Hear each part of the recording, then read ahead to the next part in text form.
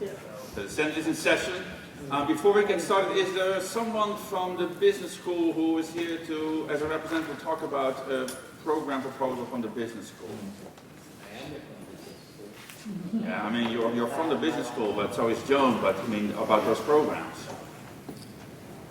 So, okay, that's the answer. Because otherwise, if everybody here was here for the new programs, I would have done that vote first, because that way we can ensure a faculty vote, but we'll do it at a later time. So welcome to the Senate meeting. At the last Senate meeting, we kind of talked about the budget, we talked about the state of the finance for the university. In the meantime, since that time, Helen Bowman, the Chief Operating Officer for the university, has presented data to the different constituents and is coming to us to present the state of the institution from a finance perspective. Yeah, let's just go finance. Yes, I'll leave it at that.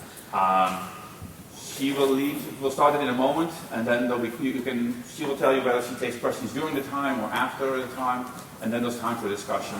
Then there's another presentation from VP&D, and then we will try to. And then Mike Freeman is coming to talk with us about.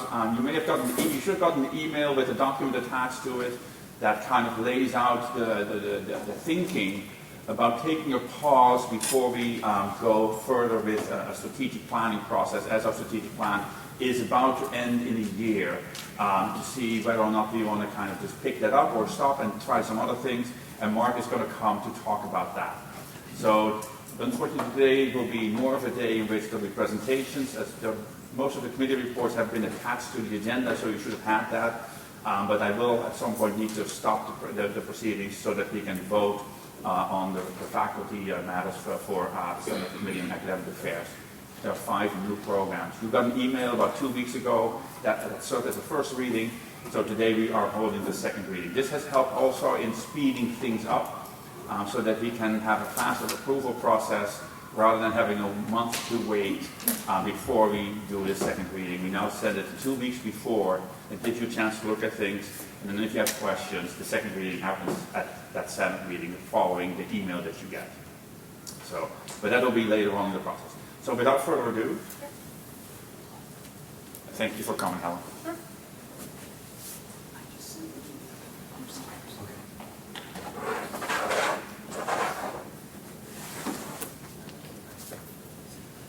So today's presentation is what I went over with the BP&D already. I went over it with the faculty senate leadership who meets with John, Brian, and I. And then I also did it at COAS so far. And I think Ludo is setting up meetings for me to get around to all of the schools and colleges. And so as I receive updates on the financials, I'll continue to update this. And when I think there's a material enough change in any of the data, I'll make sure to get it to both the BP&D as well as the Faculty Senate so you can have the update with a summary email of anything that's changing in the report. So I was asked to give an update on the financial outlook of the university, and so that's the goal of today. While it would be easier for me to get through all of it and then take questions, it's obviously up to you. If you have a question that you feel is more relevant to do right away, we can do it that way as well.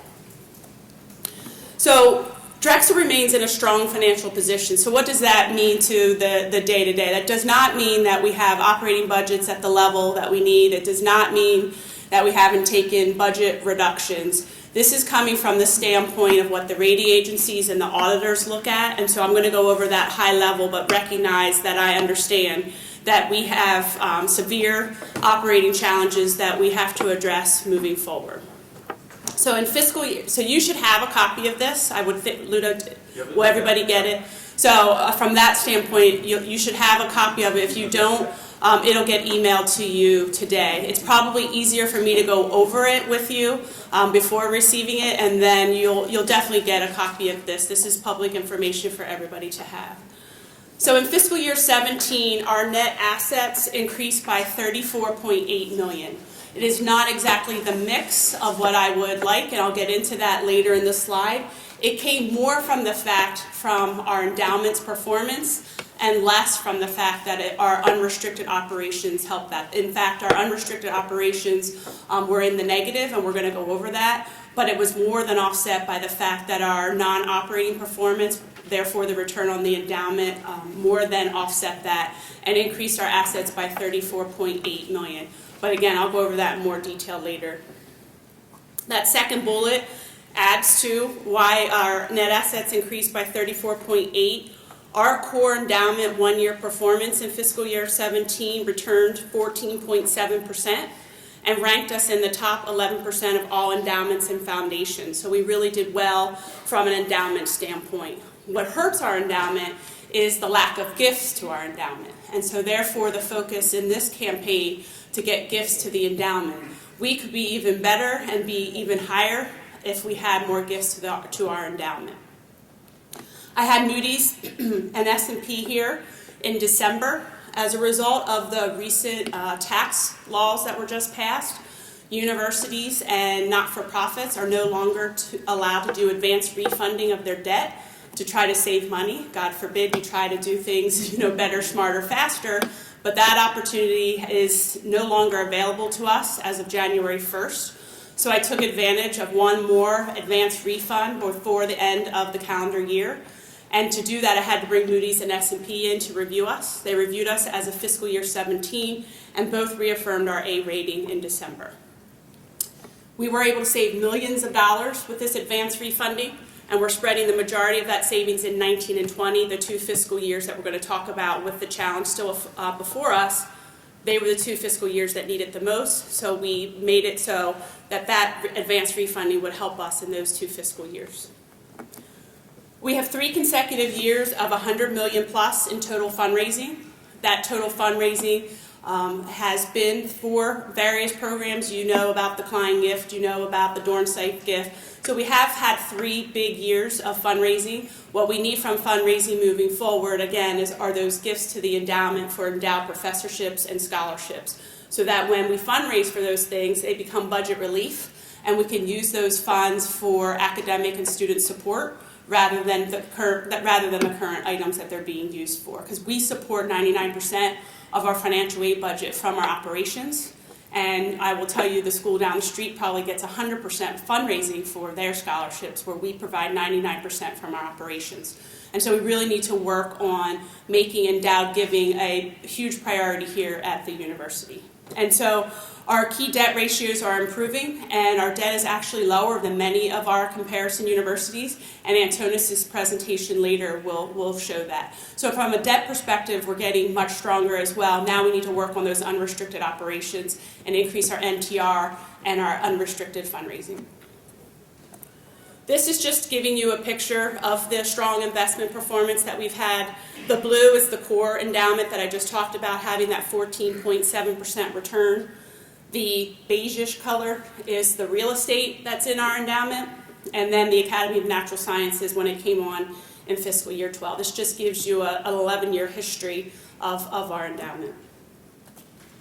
So this is the slide that I said I would get into more detail. This is the one that the BP&D asked me to add.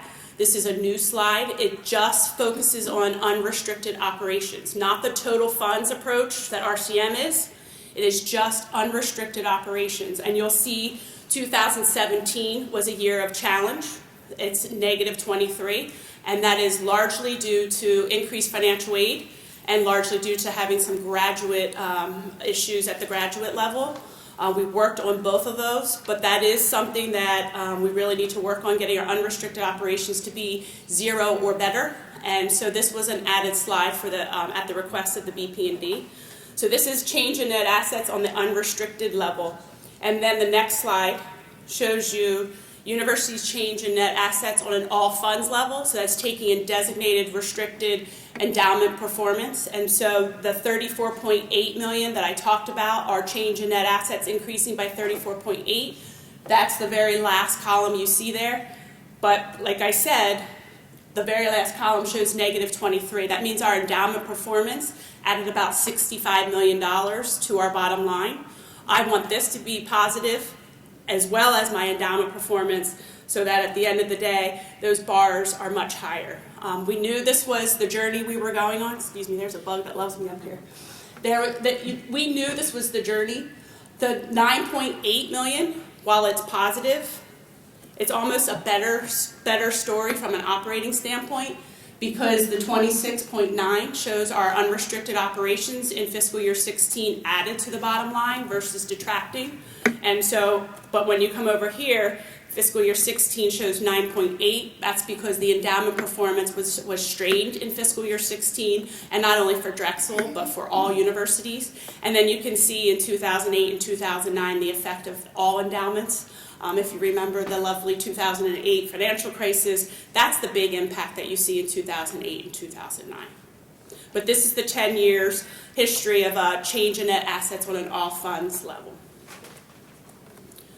So we achieved a balanced budget in fiscal year 18. As painful as it was, I understand that it was extremely painful. We identified revenue enhancement of about 12.8 to close the gap, and implemented net expense reductions of over $50 million as a result of what we needed to balance. We took more expense reductions than that. This is the net after investments, because we did make about $10 to $12 million of investments that offset what we reduced. Through December, I'm seeing positive results in fiscal year 18, and it's for 4 reasons. Proactive expense management. Our expenses at all levels in many of the schools and colleges and in the departments are lower than budget. I will be keeping my eye on that. I don't know if that will continue throughout the fiscal year, but right now our expenses are lower than our budget. And then we're seeing improved revenue, net tuition revenue, as a result of having that larger freshman class. We're seeing improvement in sponsored program indirect recovery, and we're seeing improvement in affiliate support. I'm waiting to get the January results. I should have them in a day or two, and if it's anything materially different than what these bullet points say, I will make sure to update the presentation and get it to Ludo. I monitor this on a monthly basis. So we had major foundational changes in a very short period of time, particularly in undergraduate enrollment. And so we weathered the storm. We're still in the storm, and I think we still have 2 fiscal years of challenge before us. That said, that it is based on conservative assumptions at this point.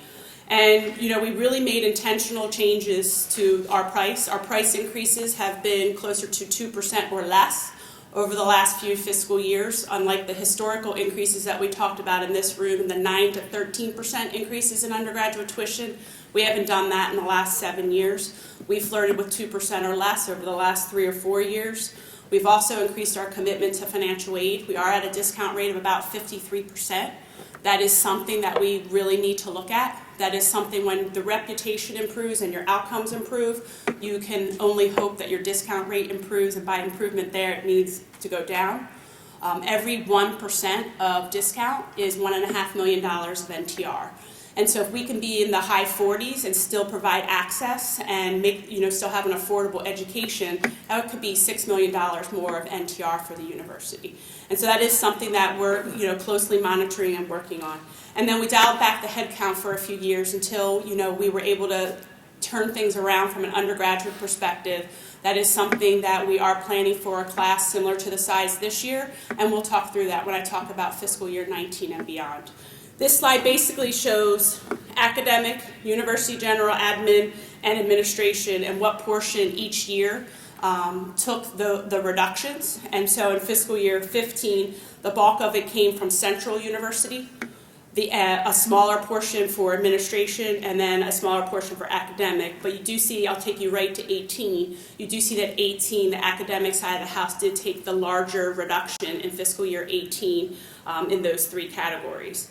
I believe about 70% of the reductions were between university general admin and administration, but that said, fiscal year 18 was a very rough year for academic budgets. So we are in the midst still in this multi-year transition in that student life cycle management model. Our budget challenges under the current assumptions still persist in 19, less so in 20. But as we enrolled that larger class in fiscal year 18, it does help offset what we thought we would need to find at the beginning of the fiscal year.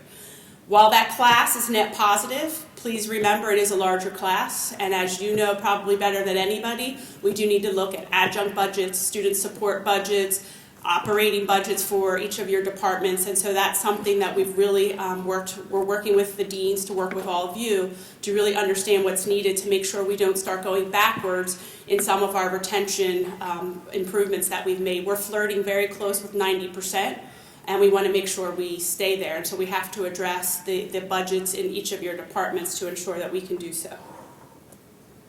Just to give you a refresher on what we did for fiscal year 19, in December, the board approved a 2.5% increase in tuition, no increase in fees, and a 1.35% increase in housing and dining.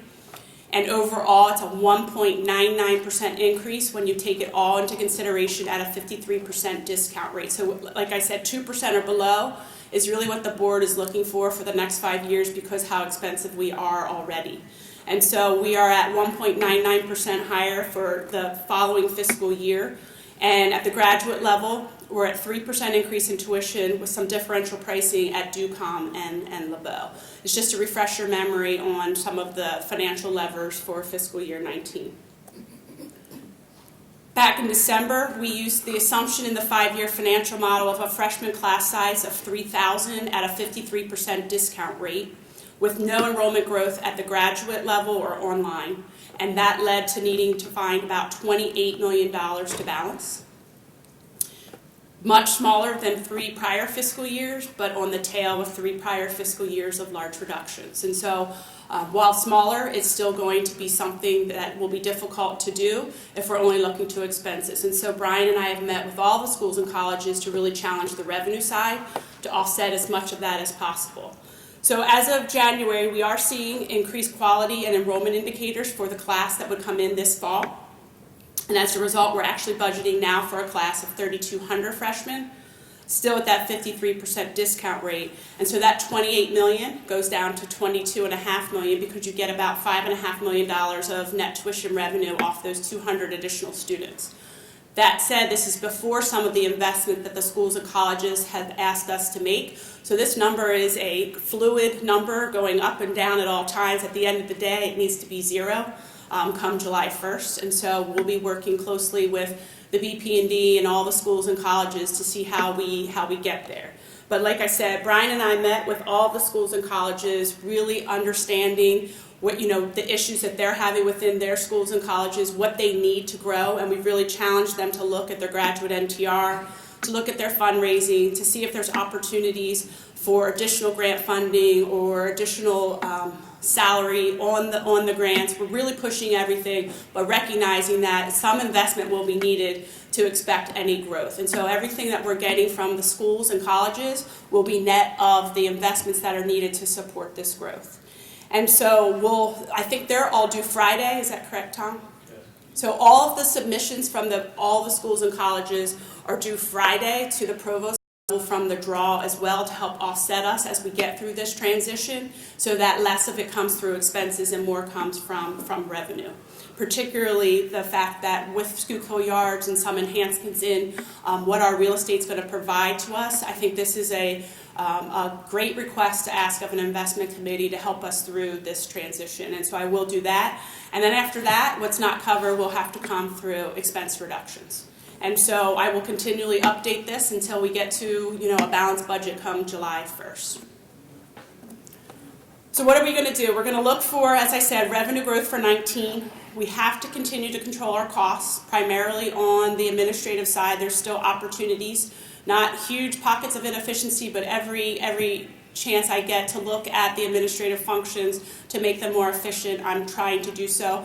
Example with the debt, saving millions of dollars there at no cost to anybody in the room, because I really need to protect merit.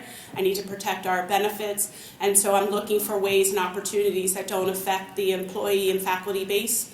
And so I'm doing everything I can to try to make the administrative functions more efficient. I'm always open to additional ideas, as the BP&D knows. And so if there's things you want me to look at, please don't be shy in letting me know. I will do my best to look at those and realign and consolidate the administrative functions so that we provide similar or better service, but at a less expensive cost. Brian is already looking at academic programs. As you know, he's been in here to talk about that. But all of this understanding that we have to make strategic investments to meet our students and our faculty needs. This can't can't just be grow revenue without increased investment. As we talked about, this campaign has to be focused on endowed giving. It's easy for current use in bricks and mortar. Let's get our donors in their uncomfortable zone and move them to endowed giving. Let's get our professors endowed. Let's get our scholarships endowed so that we have revenue, we have operating relief to do some of the things that we need to do. So how can we continue to adjust? We are going to look at the RCM budget process to further incentivize growth. You know, it's not a perfect budget model, but it is a budget model. Any issues created are not as a result of RCM. It's as a result of us dialing back our enrollment at the same time we move to RCM. But that said, we have to look at RCM. We have to hear you. We have to figure out ways to incentivize growth. So we are reviewing that. We have to improve our net operating margin. I can't just rely on my endowment returns to get us through this. We have to look at our unrestricted operations, and we have to continue to get that back to zero and better. We have to make our administrative functions more efficient. And then we're going to look at all of our financial levers. We have to look at tuition, room, and board, and fees. Fees will likely never increase again. We are so far out of whack of our fees versus other institutions, and how it ever got to that point is just, I dug into it when I first got here, and there's no rhyme or reason into our fee structure. And so I haven't increased it since the day I walked in here, and it will not increase until the day I walk out. After that, I have no control over it. But our fees can't increase, and our tuition increases are going to be very small. We did a little on room and board this year, but we hadn't increased room and board for over 3 to 4 years. It's because we were just too expensive of an institution to justify the outcomes. And so there's not a whole lot there, but there's things that you can do even in your room prices. We have the same price for every room no matter how disgusting or how great it is. Well, let's figure out how we can do maybe some differential pricing within so that it's not more expensive for our students, but get more of our students in our rooms, and actually you generate more revenue in the end. So there's ways we can be smarter within, but we can't increase too much because we're just too high as it is. That said, we're about 11, when I first got here, we compared ourselves to 19 other institutions, and we were the 3rd most expensive institution. We're now the 11th.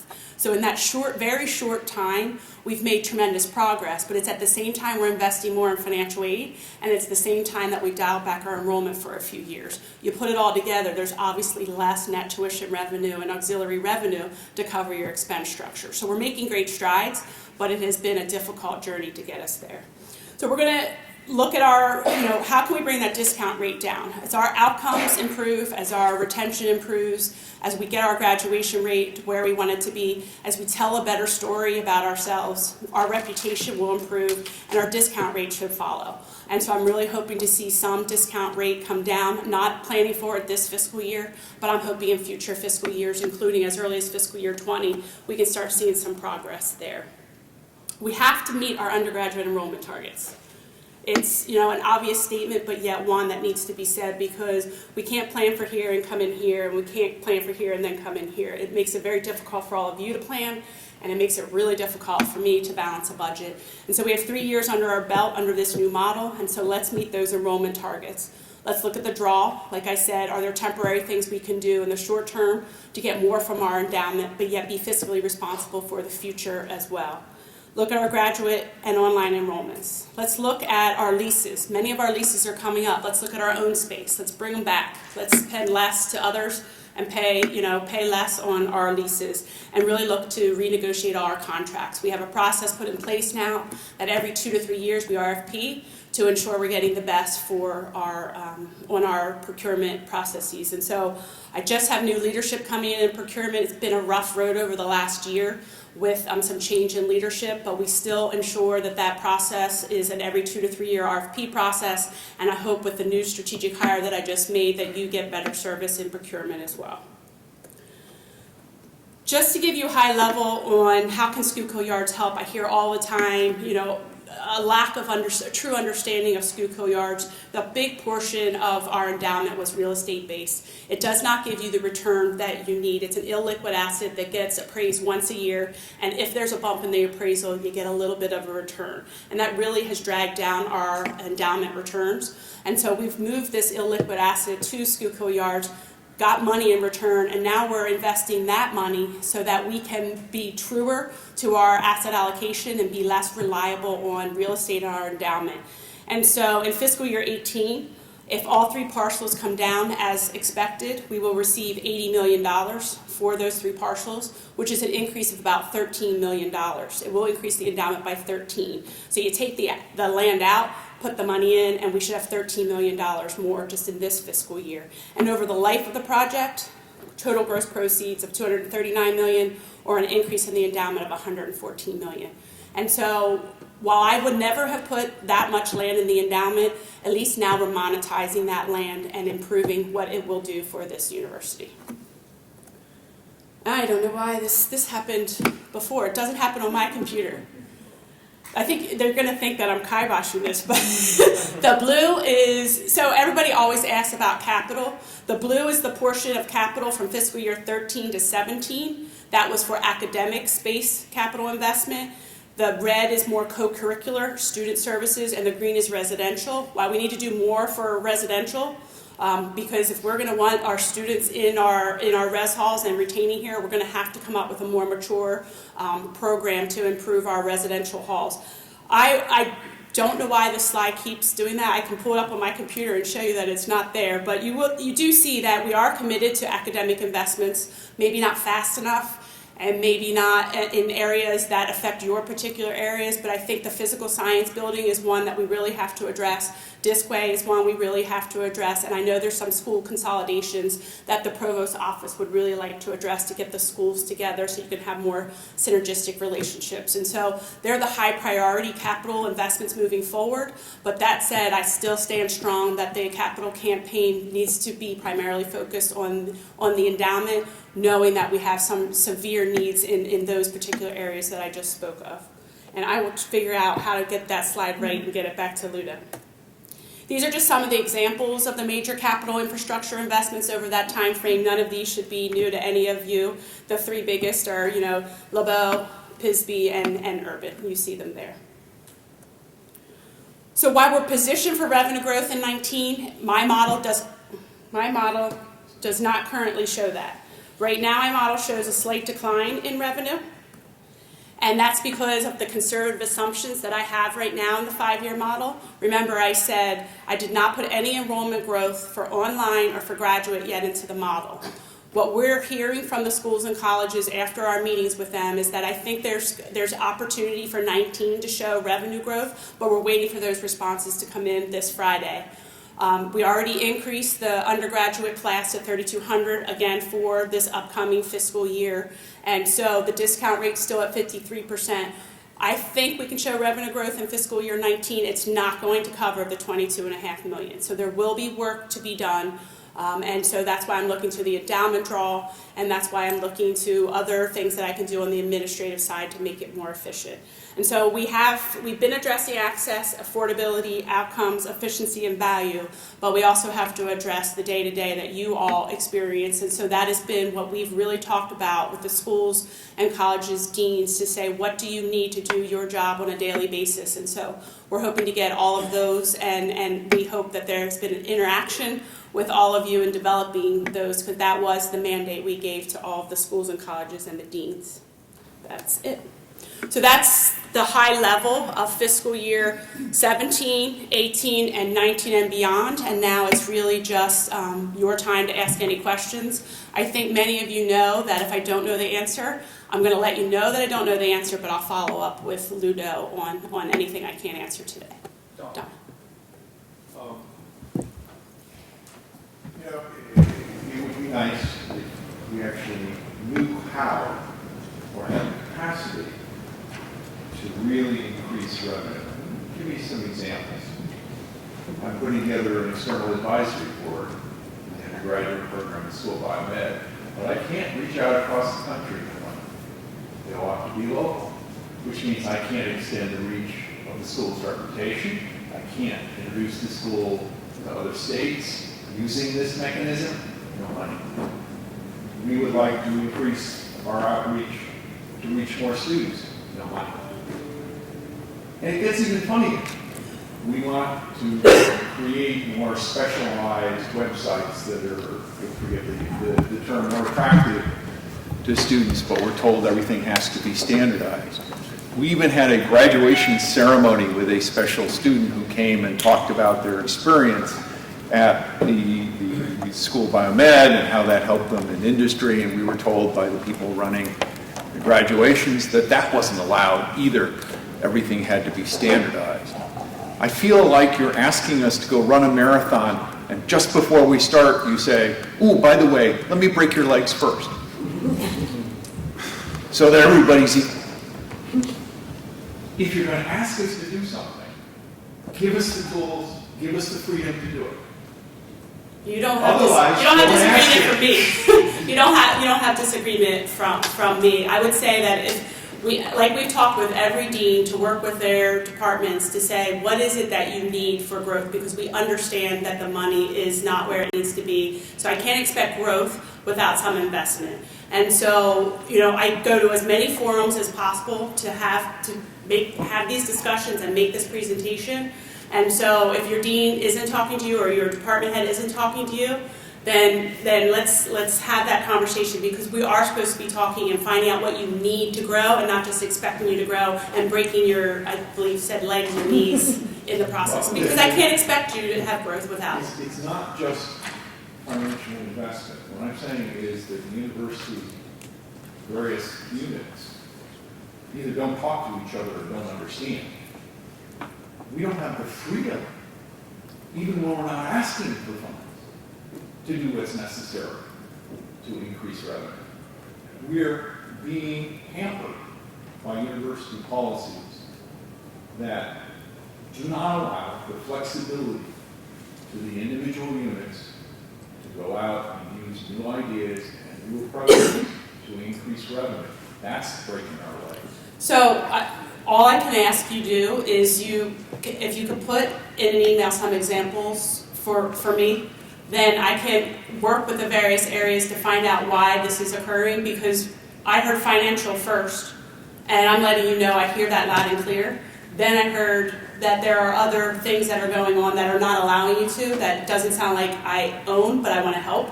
And so if you could get me those examples, all I can do is work with your area and that area to find out what's going on and try to break through some of these barriers. Other questions? Comments? Thoughts? Lisa? I have a question about these conflicting things that you said. Is that we're trying to improve our reputation while cutting and cutting and cutting because financially we're in that position. And to me, those things seem like they cannot happen at the same time, right? As a faculty member, I have to teach more students, I have fewer TAs, I have fewer staff, which gives me less time to go over my research grants and travel and talk about great things. And now you say maybe I should put more of my salary on my research grants. It gives me less opportunity to support graduate students and postdocs.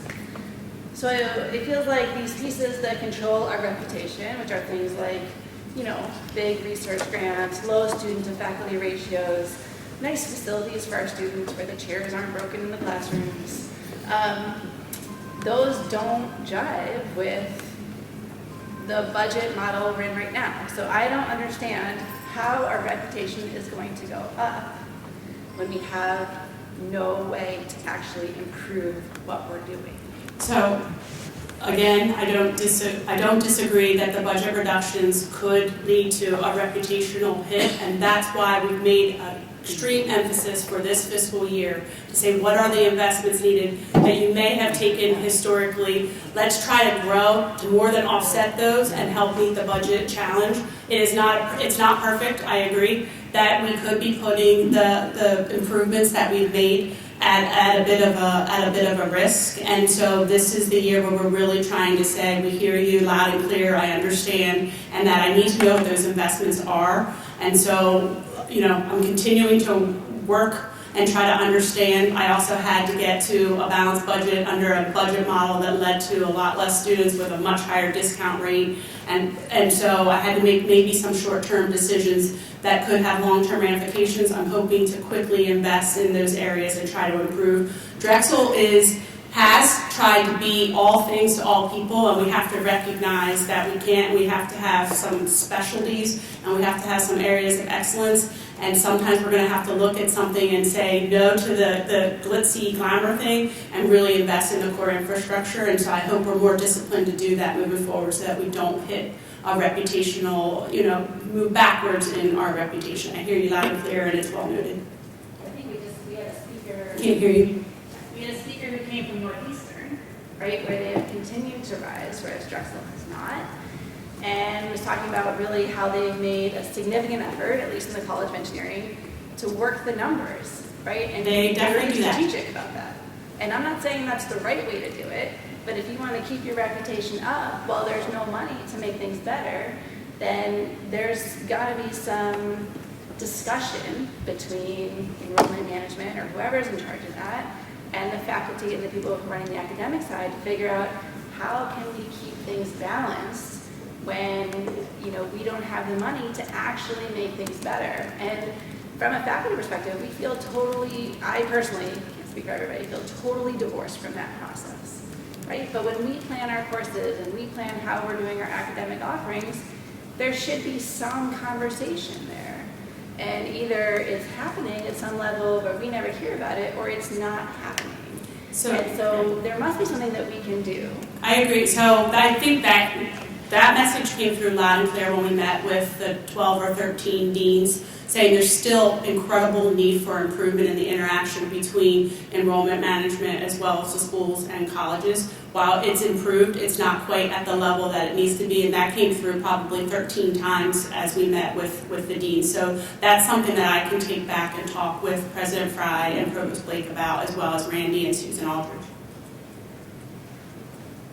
Lori, good job. I want to say thanks, first of all, for fixing the slide, adding that new dimension of the general cost relative to administrative and faculty. So thanks for adding that new data. Anecdotally, students have it seems have a understanding that they're seeing new buildings go up. Even some mentioned the library, the study, and that they see that money's being invested. Yet they also look at some problems in classrooms and services. We can we can pass information on to faculty fairly easily, right? That's what our whole governance is about. How do you approach that same topic to students?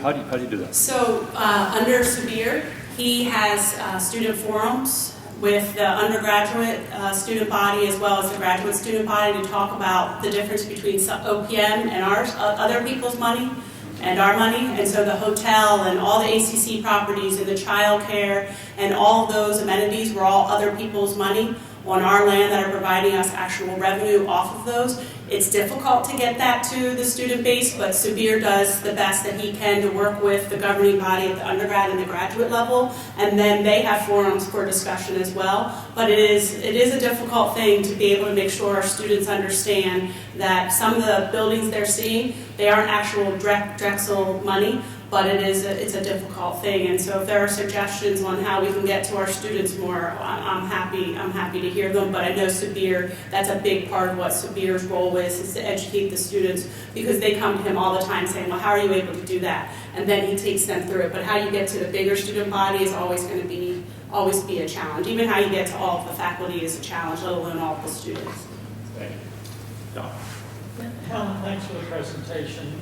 I'm curious about the curve between the discount rate and the number of students we have and how that is arrived at. Is if we reduce our discount rate, which is causing some problems, everyone sort of understands and admits. If we reduce our discount rate, let's say 10%, would we have a 12% reduction in students? Or what is that reduction in revenue? And then coupled with that, what's the relationship of the discount rate, the enrollment, and the expertise that we have on the faculty in order to be able to teach the students?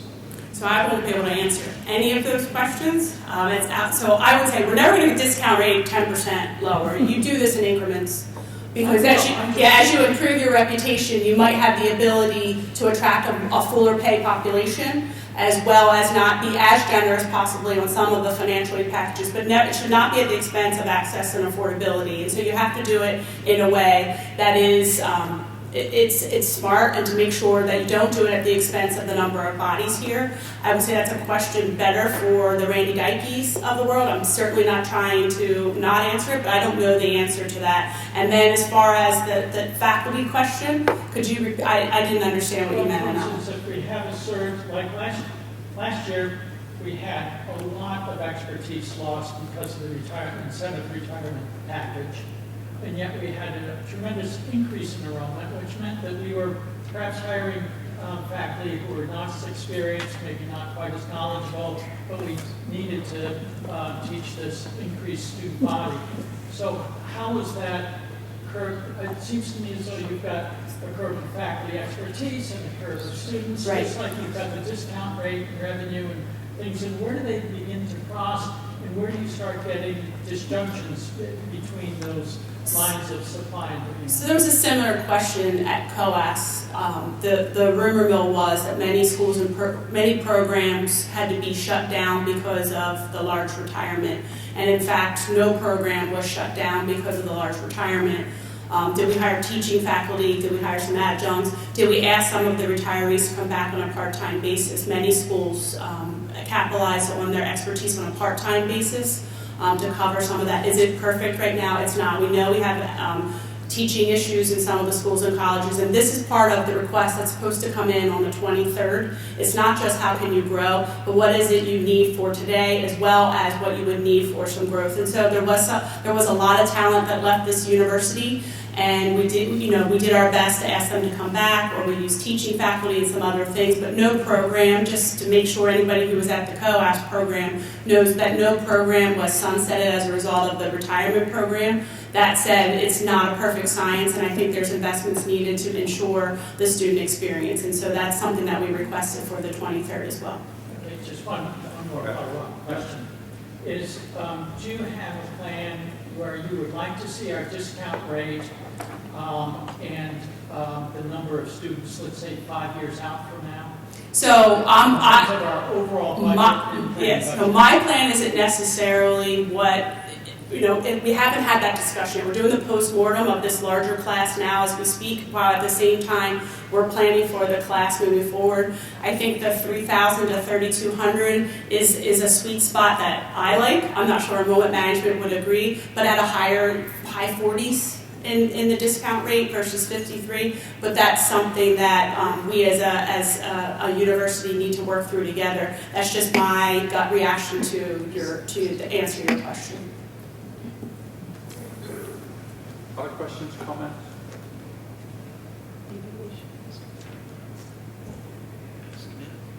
I hear somebody saying maybe you should answer.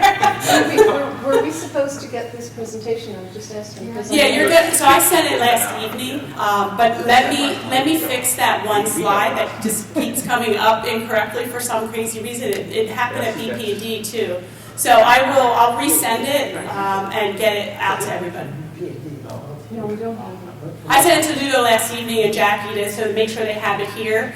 Like I said, when I bring it up on my computer, it does not do that to the one capital investment slide. So obviously someone smarter than me from an IT perspective needs to look at that. So I'll make sure that slide gets fixed, and then you'll have that presentation right away. And I've also committed to updating it on a monthly basis as fiscal year 18 numbers change. So you'll get it probably once a quarter, if not more frequently than that.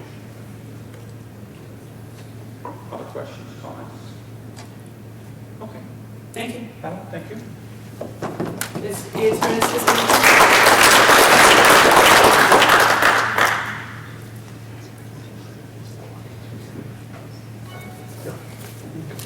I'm staying for yours, just in case there's questions. No. Okay, this is a presentation developed at a BPND committee. My name is Antonio Zavaliangos. I'm from Material Science and Engineering. I have nothing to do with accounting. I don't know what people find in I'm going to that. hire you then. Make an offer. I don't have a raise for 2 years. So, I mean, this is my first year in the committee, and I think I echo the questions that people have been asking in the corridors, and the question is what really happened. And this is what we try to understand by looking at the financial situation of the university through the financial statements that are posted and are accessible to everybody. And we looked at the comparison between fiscal year 16 and 17, and we also looked at longer-term trends.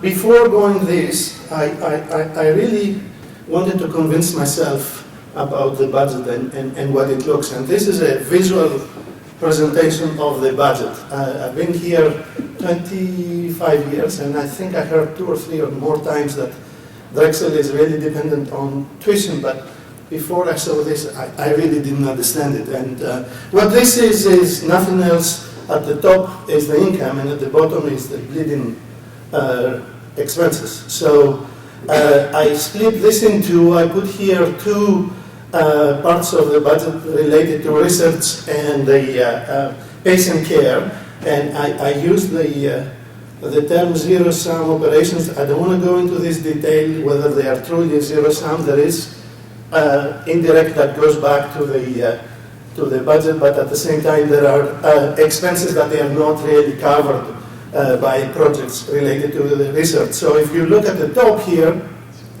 this is net tuition revenue. Auxiliary enterprises is actually income that is coming from the dorms and food and things like this, and the rest of the budget is right here. So this budget is pretty much based on tuition. And I think we need to really have this landed in our mind going forward.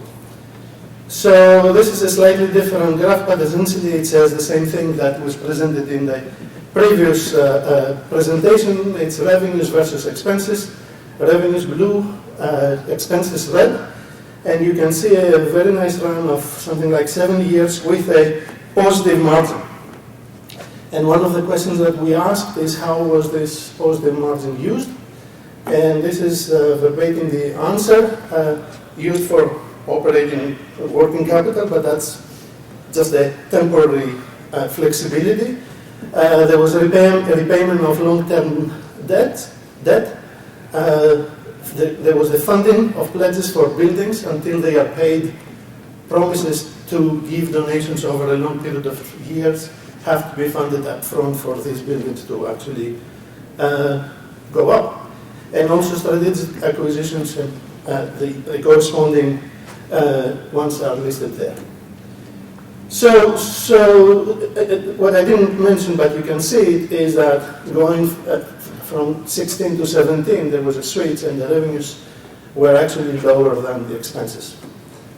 During this period of time, the net assets of the university increased, and we looked in particular at the value of buildings and at the value of investment, which is endowment.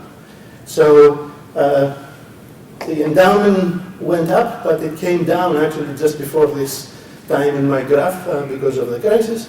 The value of the buildings has grown. Actually, you can very easily see it here.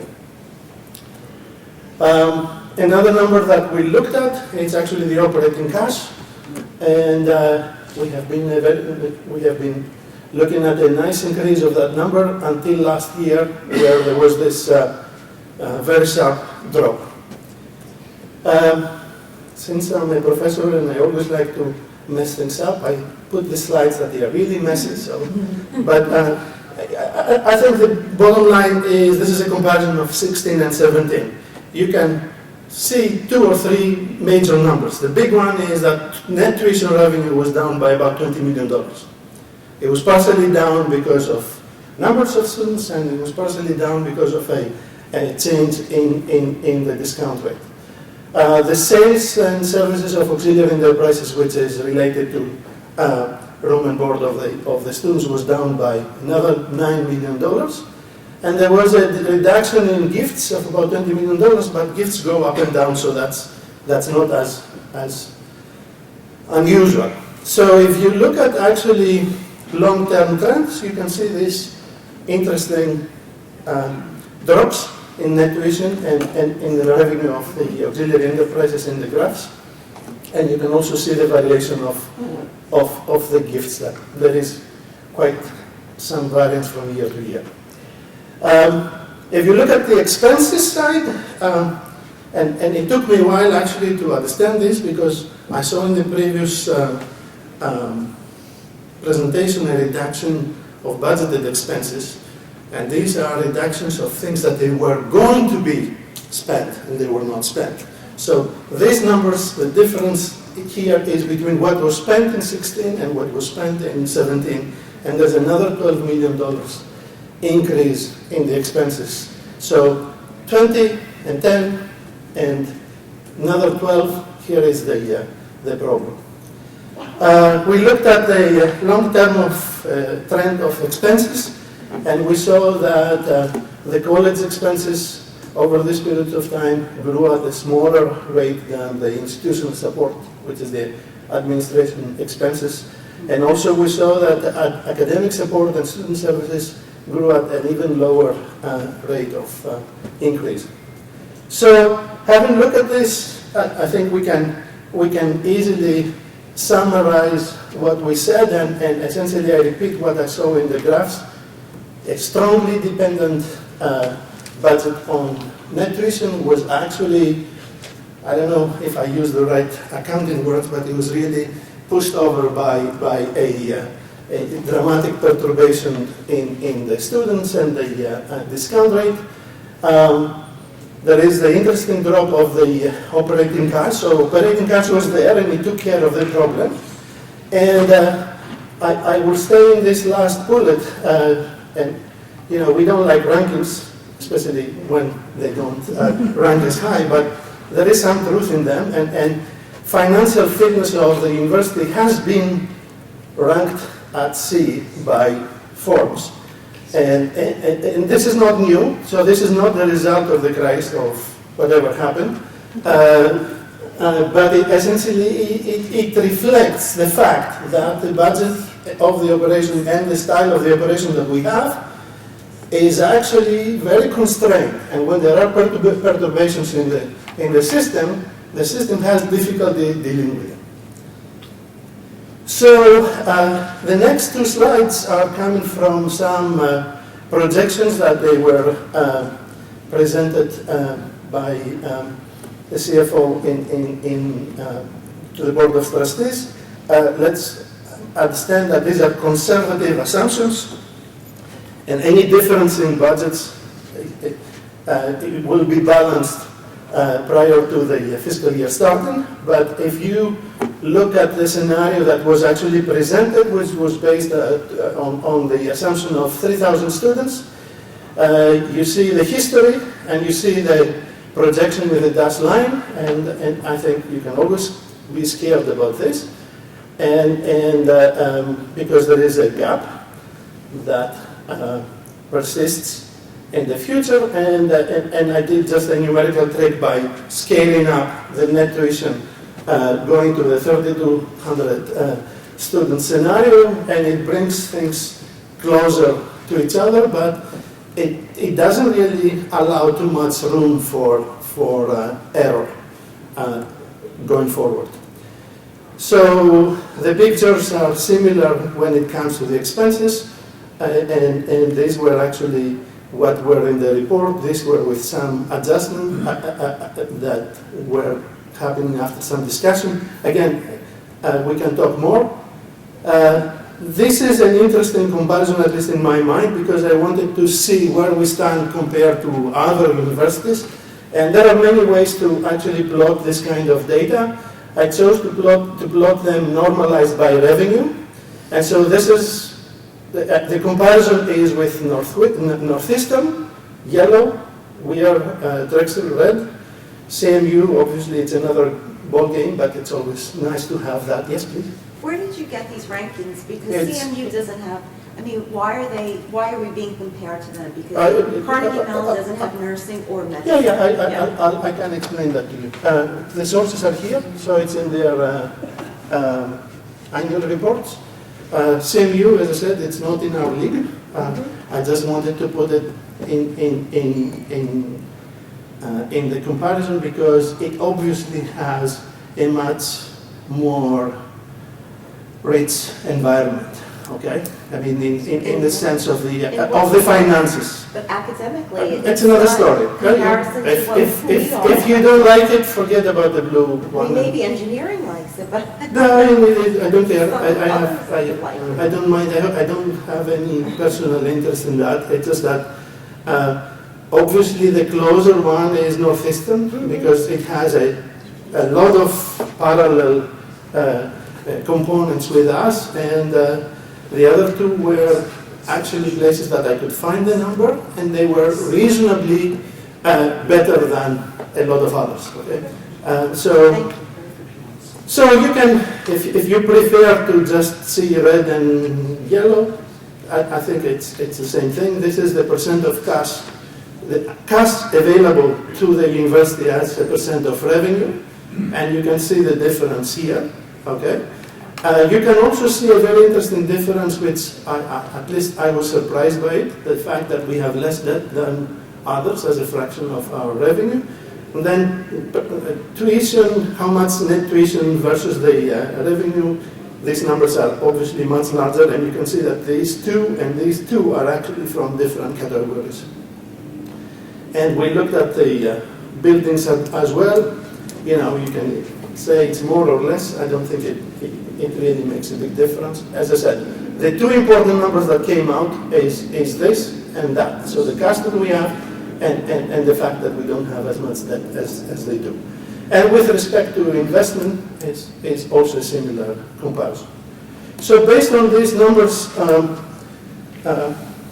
I cannot really claim that these suggestions are actually the result of in-depth study. Every one of them actually has to be a study of its own. I don't think we really understand these problems well as faculty, or maybe I don't. But we thought that it's important to put these things on the board and maybe start a discussion. So the first one is that, I didn't say this, actually the president said that we cannot let the crisis go to waste, so we better learn from it. And I think it's a very clear fact, it's not an assumption, that the dependence of Drexel on tuition is going to be with us for the foreseeable future. So that is something that we have to keep in our thinking of whatever we do from this point forward. I think everybody agreed that fundraising needs to focus on other things going forward. We need to offset discounts, we need to make moves that enhance the desirability of programs.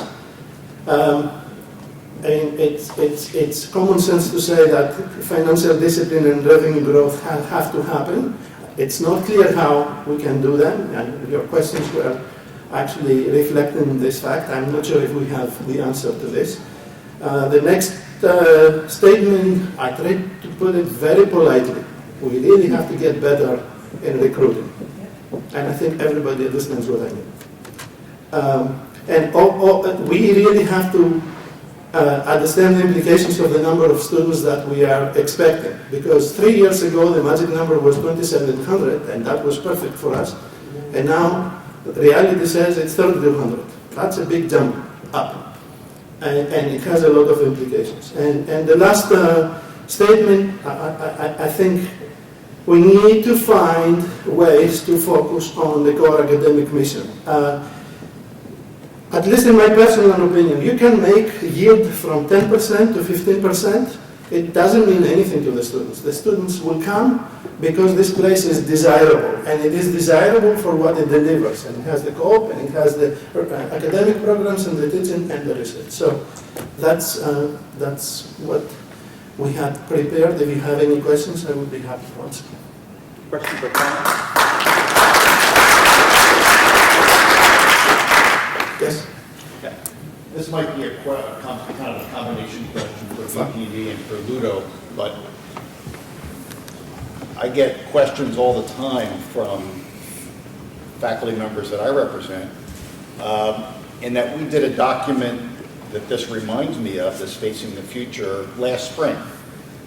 A lot of people on EP&D with a lot of input put together a major document that was delivered to the president with our collective ideas on how to face some of these challenges that we face. Where did that document go? What became of it? What was the process? It's kind of gotten pushed to the side in my perception, whether that's true. I wasn't there last year, so Right, I'm that's sure why I Kevin addressed it to Ludo. Yeah, no, so when we wrote the report in April, the university, the leadership of the university then got together to kind of think about how they would respond, and they crafted a document that drives the discussions. And since we had started to have discussions with the president, the COO, and the provost, most recently last week, about, in that case, Duo and EMSS and how to think about it in a strategic way, we've had a discussion on how we kind of realign some of these functions and how that works better. So the leadership of the university or of the Senate meets now monthly, and so while we thought it would be respond to what we sent and then we can have a discussion about that, we're actually now taking some different kinds of avenues to kind of fully understand what that means, including some of the stuff that you now see here. Is what does that mean for the long term? So for instance, it was never about that we can't have Duo or EMSF, but as Franz Don also points out, how they function and how they are aligned is something that has to be changed. So in the past meeting last week, and so that is not a secret, we talked specifically for an hour about EMSS and Duo and how do you realign some of these things from a student success perspective. Because one of the things that we are kind of drifting away from as a university, all of us, is that we spend a lot of time talking about a whole bunch of things, but not really how we define student success. And so then how do you align processes for online recruiting and on-campus recruiting? Well, we know that on-campus recruiting is not as expensive as it is for online. Can you, in a sense, change some business practices from the concept of student success? And so now we're going to have, that took us an hour to kind of talk that through, and so now we're trying to figure out for the next meeting, so how do we implement that? And so to some extent, we'll hear a little bit of how we can rethink that as part of also thinking about strategic planning. But it's a process that is what we thought when we started having discussions. It's just like, this is what we say, this is what they say, and then we have some answers. It's actually we're starting to think more about, so how do we actually implement some of these things? So it is being addressed, and so last time I also updated people about some of the things we talked about, but it is going not as fast, certainly, as I had hoped that we could go through things, but there are it became a lot more complex than that we thought it was when we started talking about those points. So those 6 major areas are being discussed, but now really the emphasis on enrollment strategies, on online education, and student success. We will not talk a lot about, specific, it's not about personnel cost, nor is it about a particular kind of college, but it's more about, so how do we kind of try to buck the trend that you kind of have seen now in both presentations to more strategically be successful. And that's kind of what I have been trying to report on. And depending on when the Senate meeting happens, it's either a long time after or it's just shortly after or shortly before. Don, and then Mark, and then it does seem as if we have an incredibly problematic communication system. And I don't know why, because we keep getting inundated by emails on a regular basis. Maybe you just shut down or something. But think of the disconnects that we've gone through just here today. Those of us who've been here for a while, all of us have gone without a cost of living adjustment for now 2 going on 3 years. A lot of times we teach in classrooms that are basically unlivable. Right? The audiovisual doesn't work. There's mold on the vents. And the first thing we see is the university's in great financial shape. Really? We don't see that. We are asked to send ideas in. We send a document full of ideas, and it apparently disappears into the ether, never to be heard from again. Why should we send any more ideas in if that's going to happen? It's disingenuous to ask us for ideas and then have those ideas disappear. Apparently. So, it just, I don't know how anybody else feels, but when the first thing I see is how great financial shape we're in, by the way, we need to find $22 million, and by the way, we're probably going to take some of that out of your hide. The disconnect in that presentation is astonishing. And I don't know how to fix this. I wish I did. But the morale of the students and the faculty are suffering because it's just not effectively communicating with each other. There's something really broken about this. And as I said, I don't know how to fix it, but I can recognize that it's broken. Mark? So I was curious, I've heard that there are still continuing discussions about moving to a semester system, and I'm wondering if there's been any analysis done, or data analysis, that looks like these issues about recruiting better, looking at some of those other schools that are on semesters or have moved. I believe Northeastern moved to semesters and upper quarters. I've heard it's cost prohibitive in the short run, but does it become cost prohibitive in the long run, and is that something that is even talked about? Yeah, so in the last few meetings, we haven't talked about the issue of converting, to semesters. I mean, that's with the leadership. It's for something that was discussed last year. It is costly. It just becomes a question of can we muster the will and the resources to, on the long term, do that. But I've not sat in a meeting, at least personally not in a meeting over the last 6 months, in which we were talking about fundamentally, changing from quarters to semesters. I know it was raised 2 years ago, then it was raised last year, but there's no real, at least that I'm aware of, but I may be not fully informed, that there is an ongoing fundamental discussion about this conversion, where the cost is somewhere estimated between $13 and $15 million for that process.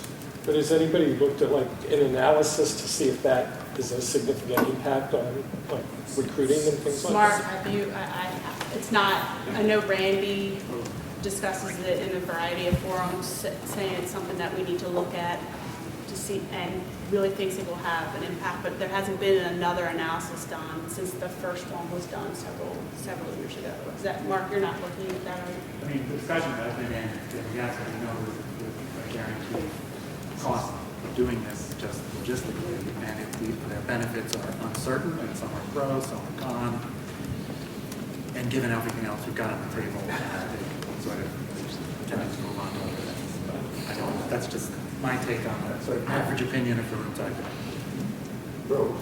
So I guess my question is, I mean, we're so driven on undergraduate Speak up, please. tuition. I'm sorry, we're so driven on undergraduate tuition.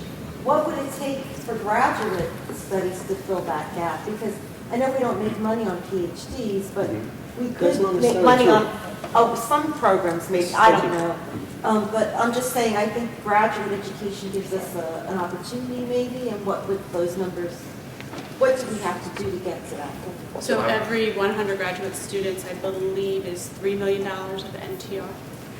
I have to go back and verify that, but I think that's the case. But that's the discussion we had with the deans over the last 2 or 3 weeks, and that's part of their submissions on Friday, is we're asking them to look at their graduate programs, because we already wrote up undergrad to 3,200. So we're not asking them to stretch undergrad, we're asking them to see what they can do at the graduate level. For master's or doctoral or Whatever brings in money. Whatever their schools can support. And so, but it has to be net of the investments needed.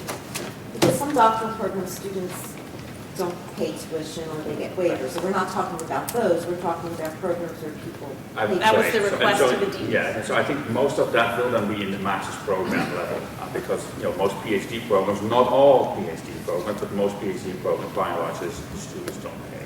Okay, thank you.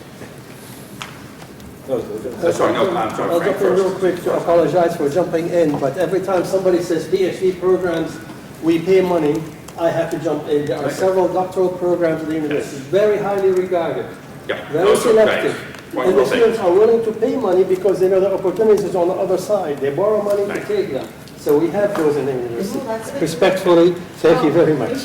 Simon? I just want to point out, in terms of the doctoral programs, the policy of the university is, maybe with the exception of your program, that that's non-fungible money. So tuition stays as tuition.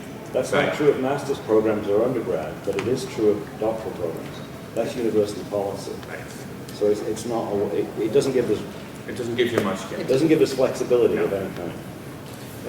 So it's mostly on master's programs that we're trying to focus, given that the undergraduate is kind of a stable group. So now we're just trying to raise revenue by getting more master's students in. Can I make a point about the master's program? I think we are way late in this. You know, places have been doing this for almost 10 years. And really the question is, why didn't we do that?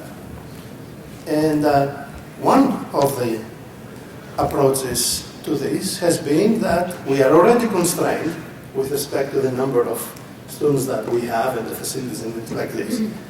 We are asked to increase the number of students, and there was nothing on the other side. In fact, a couple of times there was promise of revenue shares and things like this, and it didn't materialize. So maybe if RCM does its magic, or voodoo, whatever is your perspective on it, maybe that will give an incentive to the units to move forward. But in terms of timeliness, we are late. I mean, people have been doing this for a long time.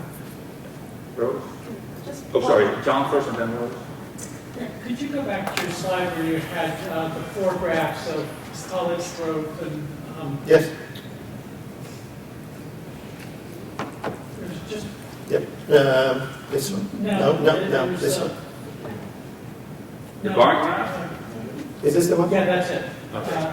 That's it. Having to do with the, what's interesting to me about this slide is in comparison to a slide that you showed, Helen, in terms of what's been hit in recent years. And institutional support was taking a major hit up until this last year.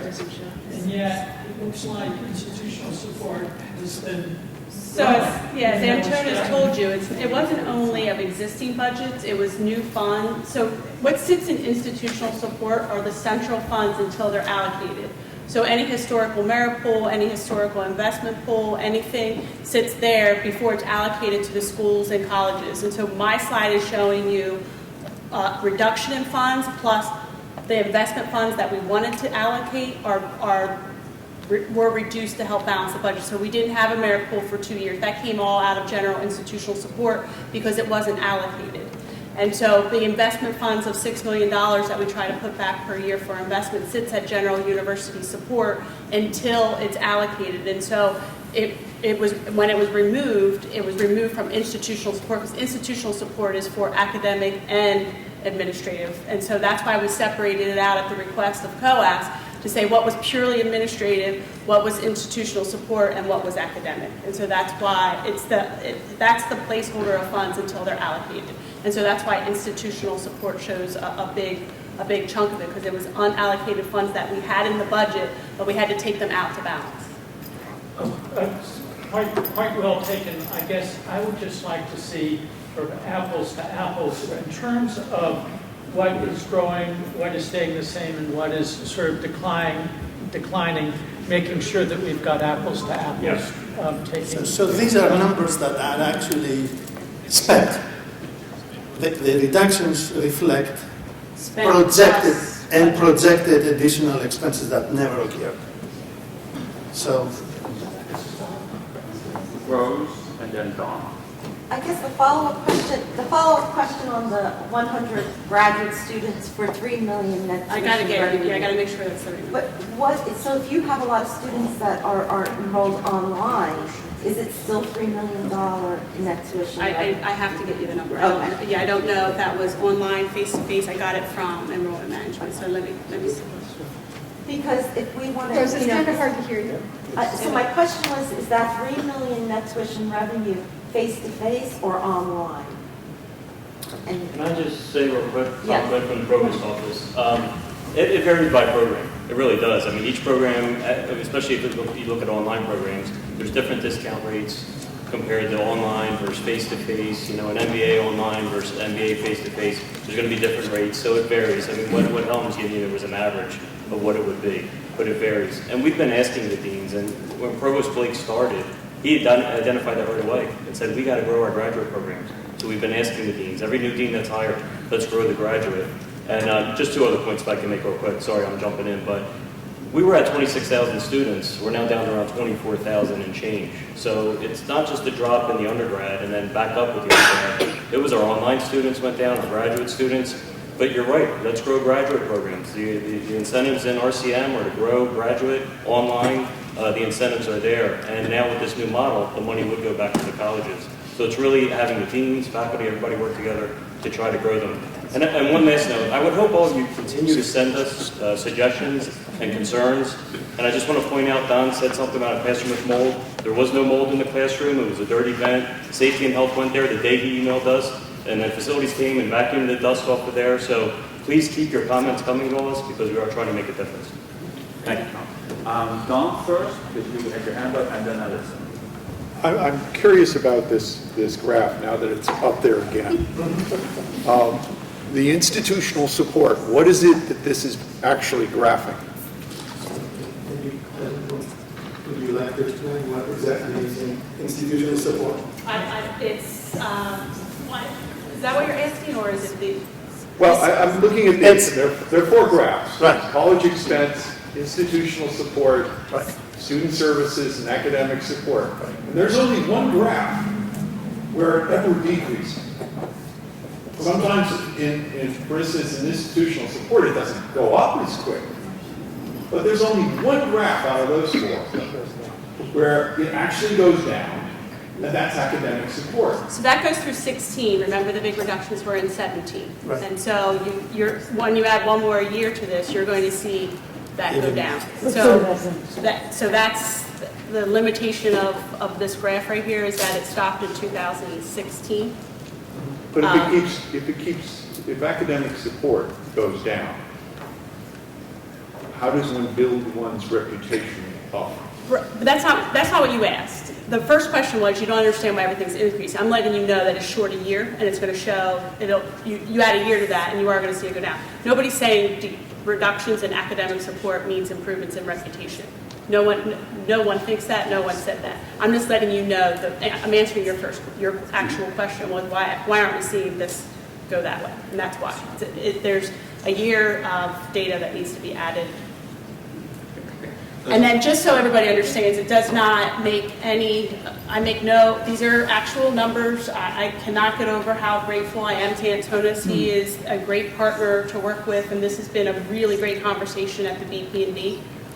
You just need to understand, it's hard to see probably, I don't know if you have it in advance, the base of the numbers is much smaller in some of the categories, and you just need to take some of the... But it is proportional. Right, but a bigger increase in one area doesn't equate to the same amount of dollars. I just want to make sure you can see that back there, because a 41% increase on a base of $250 million is far different than a 61% increase on an original base of $90 million. I make no assumption that it was the correct investment historically, or even while I've been here. I'm just letting you know it's really difficult to see back there. We're not starting from the same base, so a smaller base leads to some potential increases that could be larger, even if it's the same amount of a number. But we can add another fiscal year, and you can see some of that. I think some of the confusion is the reductions aren't only in existing funds, but it would be new funds that we wanted to allocate at the time the budget was put together, but we had to reduce those new allocations to balance the budget. And so the history is never going to match the prospective budgeting. And so that's the hard part of our two presentations. They sync so well in all regards except for probably that slide and then my green, yellow, blue slide. And what you wanted to know what was in institutional support? Was that a question? I'll get that while you guys continue the conversation. So I'm going to come back again to this Dean from Northrop, Dean Kennedy from Northrop Student Dean's talk, and he said, they grew their graduate programs. The key is they did not do that on the backs of their existing faculty. They hired someone to come in to create professional master's programs that are taught by adjuncts, and that's how they fund their college. So there's a lot to be said for growing graduate programs, and yet you cannot do it on our backs when we are teaching larger classes, more of them expected to bring in more research revenue and do more service, right? There's only in theory, 40 hours in my work week. And you can't ask me to do more work and not give me a raise. So I It has to be net of the investments needed, because we're not expecting it to be on the Right, but when you say grow the graduate program and you say faculty need to get involved, I can't do it because I don't have any hours in my day to do it. It's understood. We keep asking the deans to go back to the faculty, and sometimes we hear that the faculty aren't being heard. We ask the deans to go back down to the faculty and talk about these programs that we could grow. And of course, it would be new faculty that we bring in as well. So it's net of investment, so we're asking them to give us a complete plan. And just to comment on Northeastern, they did what we're doing now 15 years ago. Yeah. And so we're behind the 8 ball there, but we've We also also talked did to it at a them. time of demographic growth, and we're doing it at a time of a demographic Yeah, so we're decline. in big trouble, I get that. And Well, a we're great turning it article that was sent to Kevin from a BP&D member about what Northeastern did, they totally played the rating system. This article is fantastic. It is, they were vocal about it. They admit it, they're proud of it, they're loud and clear of what they did to get where they are today, and it worked for them. They went to the ratings and they did everything they needed to do to improve their rating, which then improves the outcomes, which then improves all other indicators. You also see by that debt slide, they are over leveraged big time, and they rely on tuition room and board even more than we do. And so they've over leveraged themselves to do it, but it worked for them. That's the choice that university made for itself, and from a reputation standpoint, it worked for them. I can't talk about 15 years ago why they decided to move that direction and Drexel didn't, but I know when I came here and I saw the outcomes that I saw, we could not justify the price of our education with the outcomes that we have. We're seeing improvements. It's slow and it's painful, but I stand by the strategy. It has been painful, but I do see the improvements, but now we have to invest to grow. We can't just expect all of you to do this on your current operations, your current budgets, and your current faculty levels. We hear you loud and clear.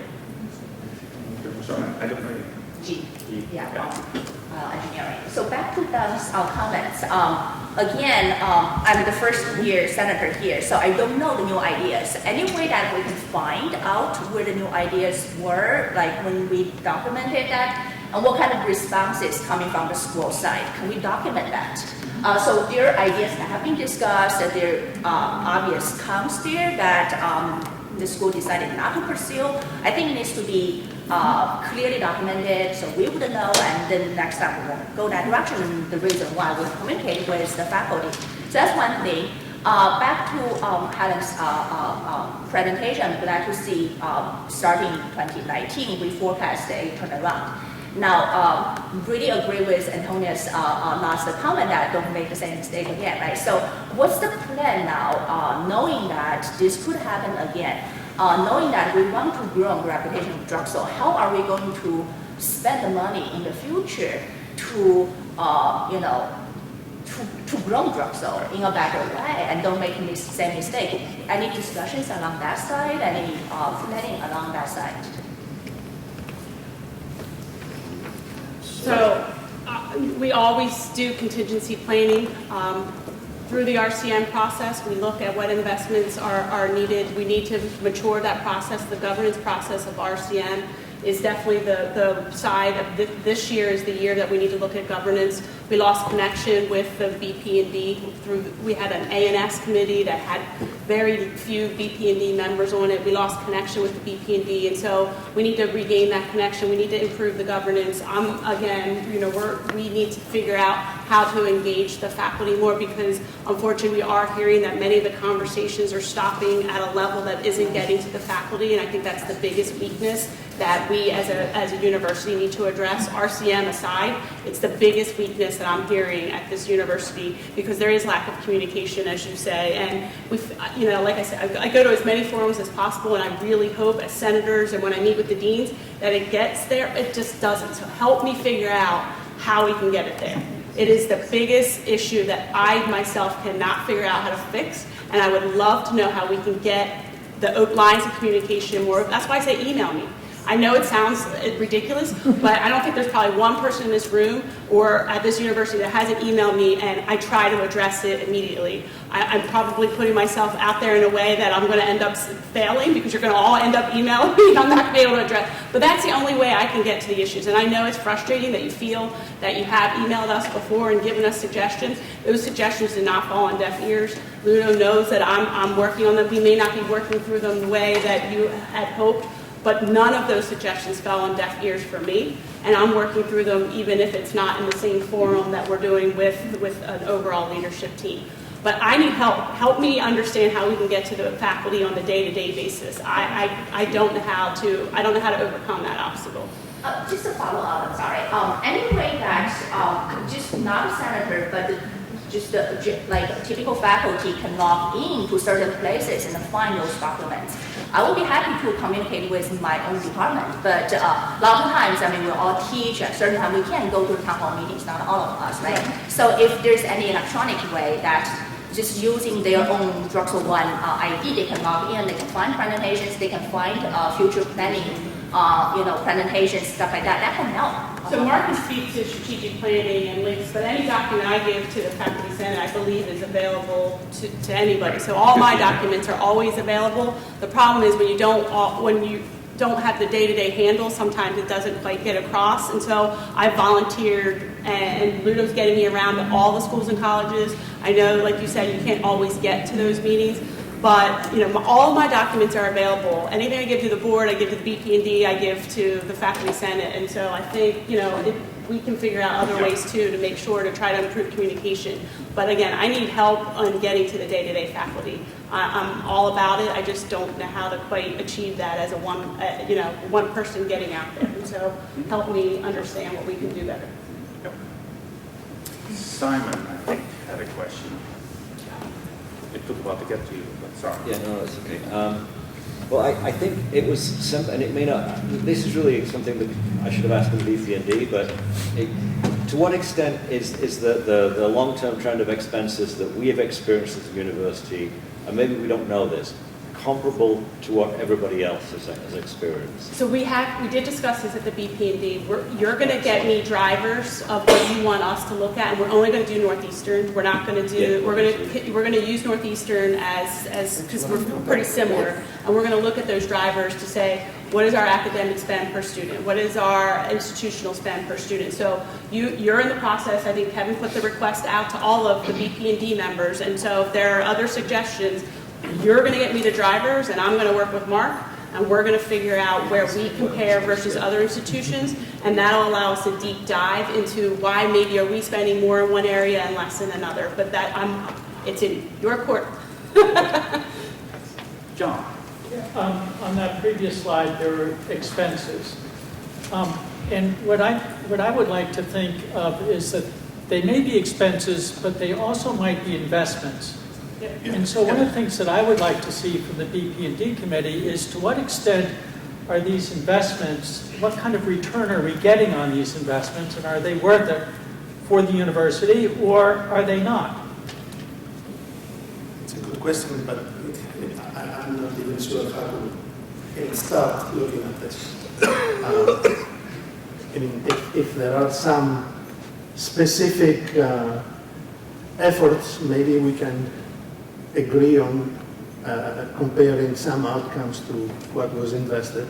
Do you have something specific in mind that you want us to? Well, for instance, there might be some investments in administrative costs that will yield more students or more student retention. There might be some investments in tenured faculty lines that can yield more research. There might be some investments in other sorts of things that yield things that are of institutional value to us, but also can push us forward in a more aspirational way. But right now, all we're doing is talking about expenses, but we're never talking about the kind of returns that we can and should be getting for these investments. Yeah, in fact, I don't even know how to find the numbers when it goes back in time. In the last couple of years, things are a little bit more clear than before through the numbers in RCM. So I think all I can say at this point, it's not something easy. But it's from my a end. question to be pursued. Absolutely. Yeah. So we'll have a discussion and we'll figure out how to, and we'll work with Alan, we can talk with Tom to kind of see how we can get some of those sort of data to say, here are the investments that we did in X number of tenured faculty years. Right. It's tricky, right? Because there are so many intervening layers that you can't just say this intervention kind of yielded that, because so you can't make a linear kind of relationship. So we also have to be cautious that even if it looks good, the investment may have yielded something, but actually there were intervening factors in the meantime that actually drove that. But we can look at that. Tom? Just wanted to say, what else we're working on the provost office is we're trying to take RCM down to the department/program level so that we can have better informed decision-making tools for the deans. I mean, this is going to go to the deans, they're going to make the ultimate decisions, but it's going to show them each program and how it looks in that model. The second thing I want to say, which is something positive, is that we are still searching for 20 faculty hires that are going to start this upcoming fall. So it's some new positions, it's replacements, it's startup money that's going to the new faculty that are going to be coming in. So there are positive things happening. We've never went on a hiring freeze since we've been going through all these issues. We did have a retirement incentive, but we're still hiring. I know we're not doing merit, but there are some positive things happening. There's also $1 million classroom renovation budget. It's not a lot of money, but we're trying to, some of those older classrooms in Curtis and Randell, we're slowly making some improvements there. This is a great building here. By the way, that's something positive. Thank you. Unless you'll be the last person.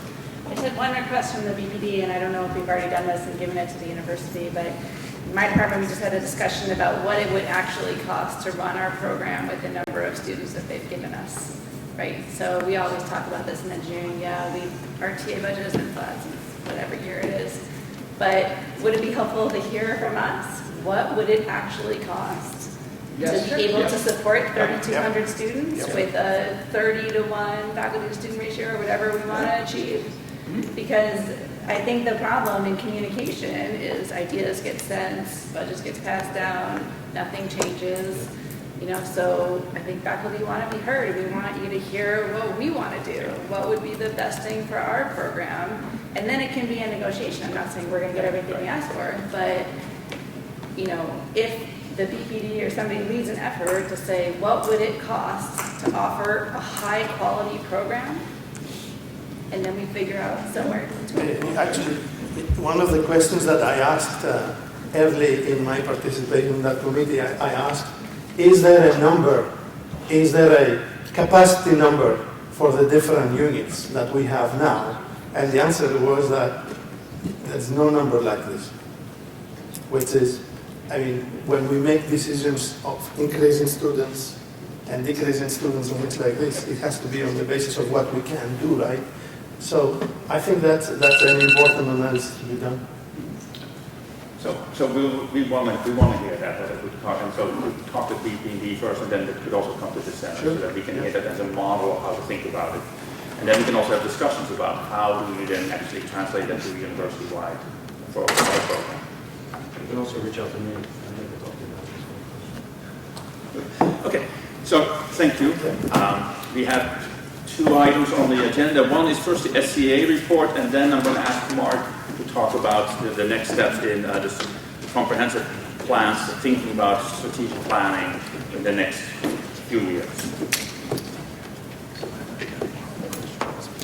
And the reason I'm kind of having SCA speak now before Mark, because we need votes on 5 new programs, and the people are here, so I want to have those votes be taken. People are here from the program, so those votes can be taken. Is there somebody from business? Yeah. So first is a correction to the agenda, which is my mistake and not the secretary's. On the first page of the agenda, under the second reading, we have the first item, AAMLMS, Arts Administration and Museum Leadership. This should be removed from the agenda. This program is still being reviewed by the subcommittee. So we'll have 2 motions today. The first motion is to approve the consent agenda, which includes 72 course and activations, 129 course revisions, 112 new courses, 6 program and activations, 48 program revisions, and 6 new minors/certificate programs.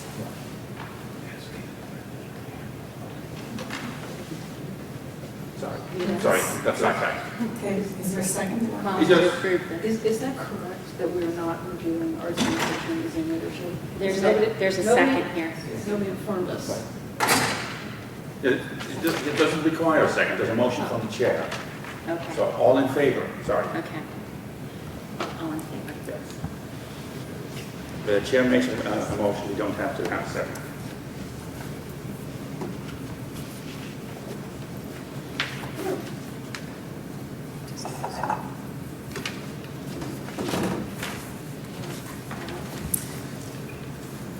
Abstentions? Opposed? Motion carried. And the second motion is to accept the 5 new programs at the second reading. I'll describe them briefly. We'll do the business programs first. That's EECS, MSECCS, which is Economics and Computer Science. This program apparently will provide professionals with the expertise in both economics and computer science. Students who graduate with a degree will be able to work in the 2 fields.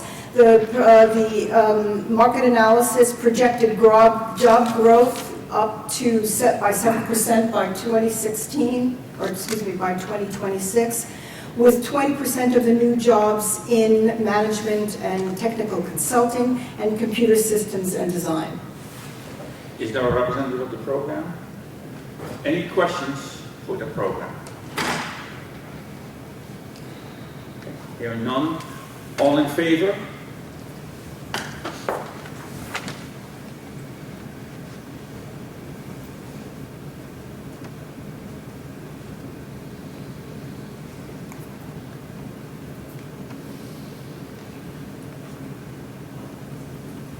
Abstentions?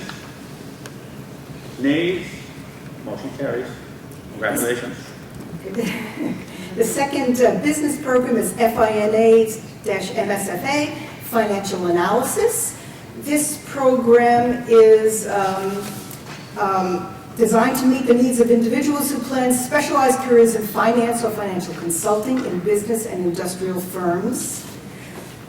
The program is expected to respond to the anticipated increase in job opportunities of 7,556 new jobs by 2026, with a 9.3% increase in opportunities anticipated in personal financial advising in particular. Is there anybody from the program here? Any questions? Comments? Hearing none. All in favor?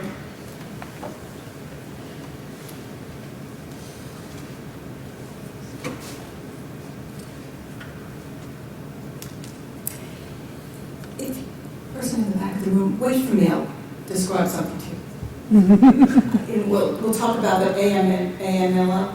So we are or we are not discussing it? But I'll explain to you. Because we were not informed that it was not on the agenda. Abstentions? Nays? Motion carries. The next program is NPM-MS, Nonprofit Management, Public Professional Social Sectors. This is an innovative program which is bringing something different to the table, says the market analysis.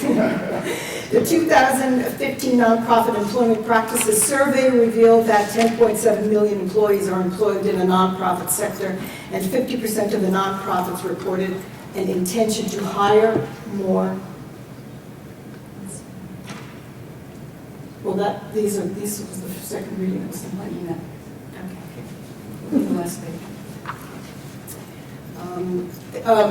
Kara just brought to my attention that it's not on page 1 of the agenda because this NPM was first read the last Senate meeting, first reading in January.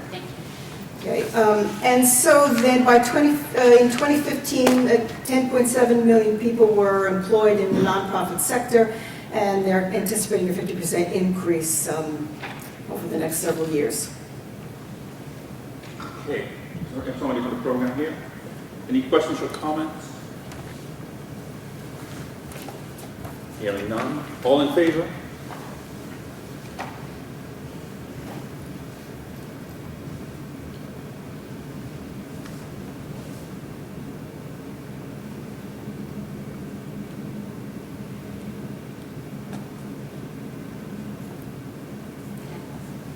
Abstentions?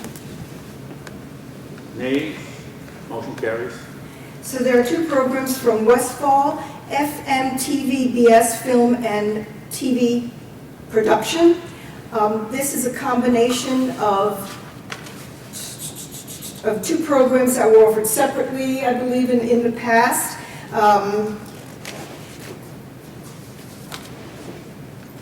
The separate programs were film, video, and television production, and they decided to combine them.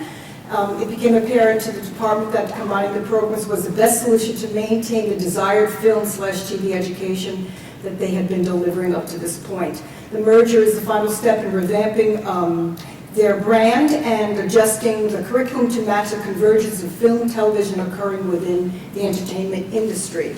They are anticipating a 12% regional increase in the demand for this student, with a 23% increase in the demand in the film and video editing field. Somebody from the program here? Any questions or comments? Hearing none. All in favor?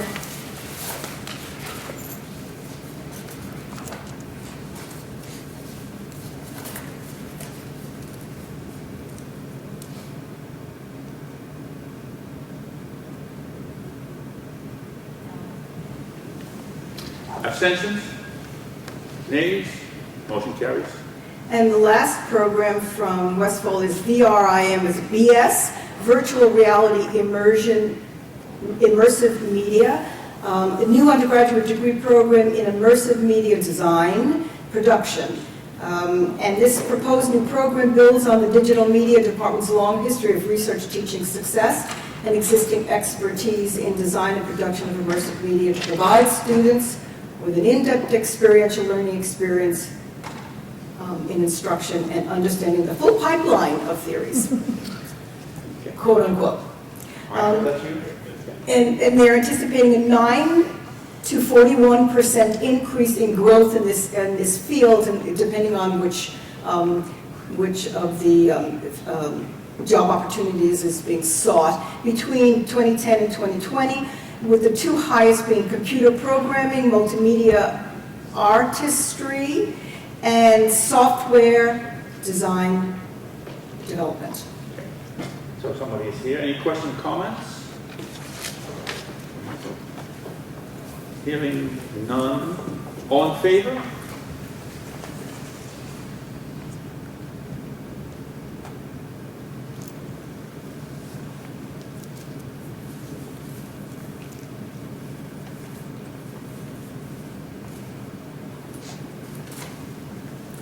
Abstentions? Nays? Now, and just as an FYI, there are 7 new programs on the agenda, on my report, for a first reading, and there may be more, depending on our review in the next SEAA meeting, which will go out as an e-announcement. All right. Thank you very much. Okay. Mark. Thanks for sticking around. Mark Freeman is my name. I know many of you. I am the Vice Provost in the Office of Planning and Institutional Research, formerly the Office of Institutional Research. That changed in September 1st with a change in reporting line in my office. We used to report up to Randy and EMSS. We're now reporting to both Brian and the President with this new responsibility of moving the planning process forward. So what what I hope to do today is describe what I want to do, what I'm suggesting the university do, with the tail end of the existing strategic plan process, which nominally runs through 2019. I'm proposing that we do something a little different than simply continue the planning process as it was. Two questions. How many people read the document that got sent around? Do I need to go into it a little, try to move through relatively quickly? I would commend that. That document is the product of a lot of back and forth with kind of, it's a process that... Could you use the microphone, please? Sure. Sorry about that. Thank you. Train of thought. So, my goal is to explain to you what I'm proposing and hopefully get a process in place to help nominate some faculty participants in this. I think what I'm proposing actually was interesting listening to a lot of the discussions of the budget, the program discussions, the how do we know whether our investments are realizing their intended gains for us, whether in reputation or revenue. I think that the process I'm suggesting has some hope of maybe producing some concrete results there and maybe getting us some revenue gains or savings expenditures. So let me briefly describe what's been happening since September 1st. That is, Mark, go take on this planning process. I have been part of, how many people in the room have been on these task forces? I know Senate, was trying to get aligned with many of them. So I think it's fair to say that right after I was appointed to this, I went around and talked to a lot of, some of you who just raised your hands, but also other people, kind of did a listening tour, as well as sort of my own experience. Did not get a lot of sense that there was much appetite for continuing the way we were, or kicking off a brand new comprehensive plan. There was a real sense, I think, that we weren't spending enough time on planning to really make good decisions. Maybe we were really reflecting decisions that were made elsewhere. It wasn't a process that was driving decision-making in the way good planning should, or communicating even about decisions. I mean, those of you who weren't on the task force, I'd be surprised if you knew more than what's up there on the website. So this, I think in the beginning, it's fair to say, it was a little more of a robust process, but it kind of just kept running on its own. So I felt there's a real opportunity also, given the current budget situation. I think many people in this room have been talking about morale for various reasons, merit increases, what have you. We're talking about faculty, administration, communication. So I think the existing process was not helping any of those things. So what I've tried to craft, I think, really addresses some of these problems, or at least has the potential to, with your engagement. So here's, let me just jump right in then to what the plan is. The existing plan, we have 5 large task forces, each on topical areas, and essentially we were kind of just meeting and, assessing where we were with respect to specific goals, but it wasn't really driving a lot of action. I'm proposing we stop those task forces and rather introduce 2 new, much more focused efforts, smaller, more focused efforts to focus on 2 particular topics within the existing plan that I think we'd agree in this room are worthy of focus, but that's part of what today is, to hear from you on that. And then a third group, in addition to those groups, that is sort of looking at the broader picture of strategic planning to get us to a more comprehensive plan. So think of this period I'm proposing as a kind of transition. So what are we going to do in the transition? What am I suggesting we do? One, I'm proposing 2, I'm calling them planning pilots, mostly because I like alliteration, but they're pilots in the sense that, not that we've never talked about these topics, the topics are retention and assessing academic programs, cost and demand, and other factors within our CM framework. Those are both well represented in the existing plan. I'm seeing these as pilots in the sense that with the resources of my office, that's what we do. We've been investing in these 2 areas in particular just because that's what's been coming our way as a high-level focus. We have lots and lots of good data and good analysis on these 2 questions that we essentially would like to get in front of you and the administration and all the various places where these discussions around, again, retention and academic program assessment are happening, to try to come up with a reasonable and sensible and hopefully revenue positive or saving on expenditures, being wise about our investments in these 2 areas. With the idea that if we can focus really tightly on these 2 topics in small working groups with good data resources and infrastructure behind it, you'll have the resources of our office on these 2 topics. It's priority number 1 for us over the next 12 to 18 months. we think we can, deliverables from these groups, so after 12 to 18 months of work on these topics, I'm thinking the deliverable is a set of recommendations around which, ranked in order where we see the highest return on investment, again, both in retention or academic program assessment, and that goes to university leadership. This is a process, it's a lot of what I've been doing over the last 4 to 5 months is trying to get buy-in to this process from sort of administrative university leadership. I now have that. So we have a process and an opportunity here, I think, to get smart people around the table looking at data in topics we know we need to be smarter about, and that we have the data to potentially do that. That's how I want to spend the next time. Going into the next, this is not a full strategic plan to focus in this way. I recognize that. I'm partly doing it because I think part of what we want to do over the next period is to really think hard about how we want, before we scale up to a full strategic plan, what do we want that to look like?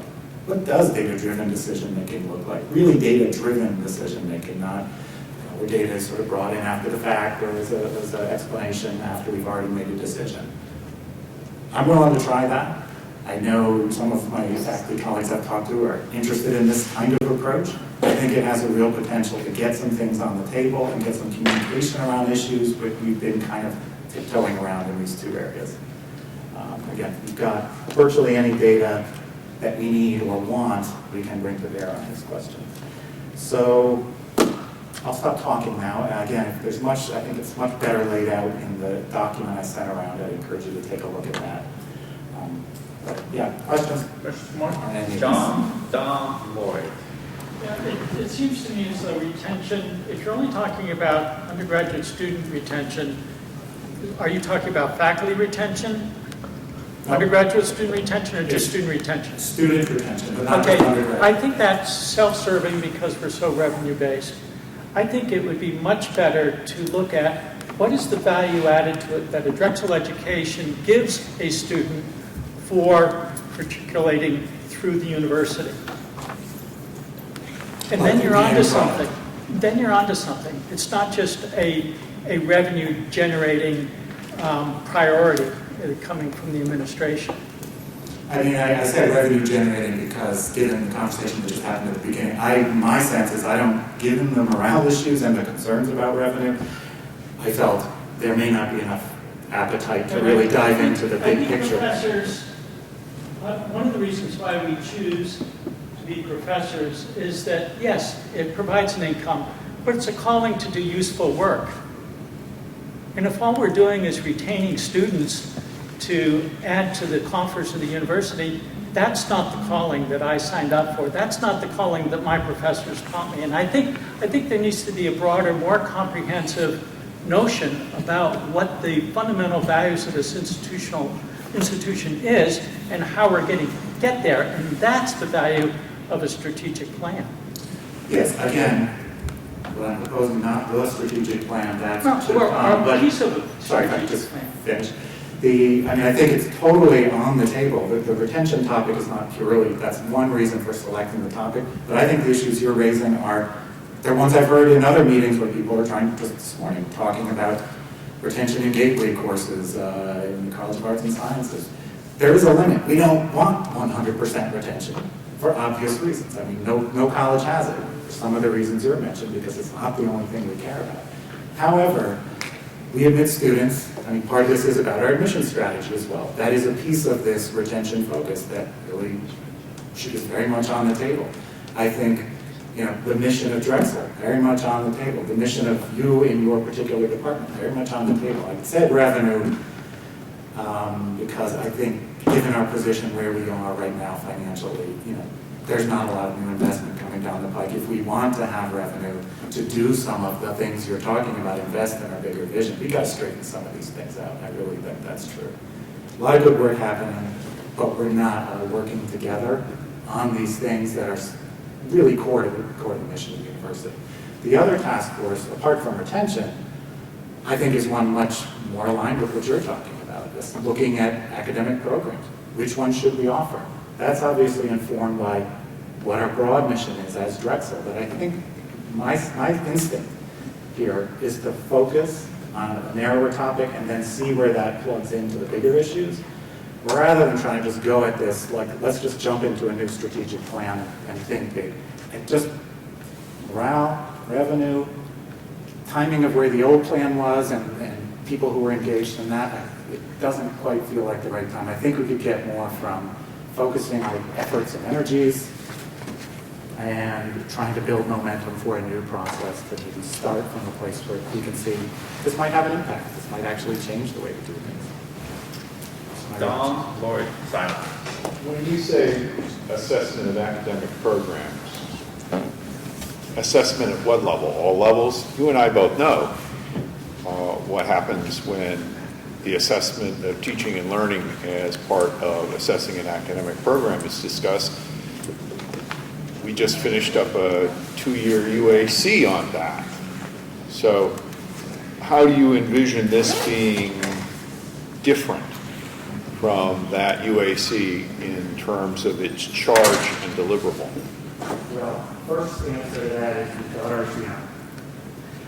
And a big principle of RCM is that it is supposed to incentivize colleges and schools to invest efforts in certain ways and grow revenues in certain ways. I don't feel that the deans or the colleges really have the tools they need, just from an RCM perspective, to really do that within their colleges, unless we can sort of map what's going on in RCM to the program level. That sounds simple. It sounds like, oh, just break it down. There's a lot of complication there, given the way our budget systems are. And we've invested a lot there. I'm simply proposing, let's look at it.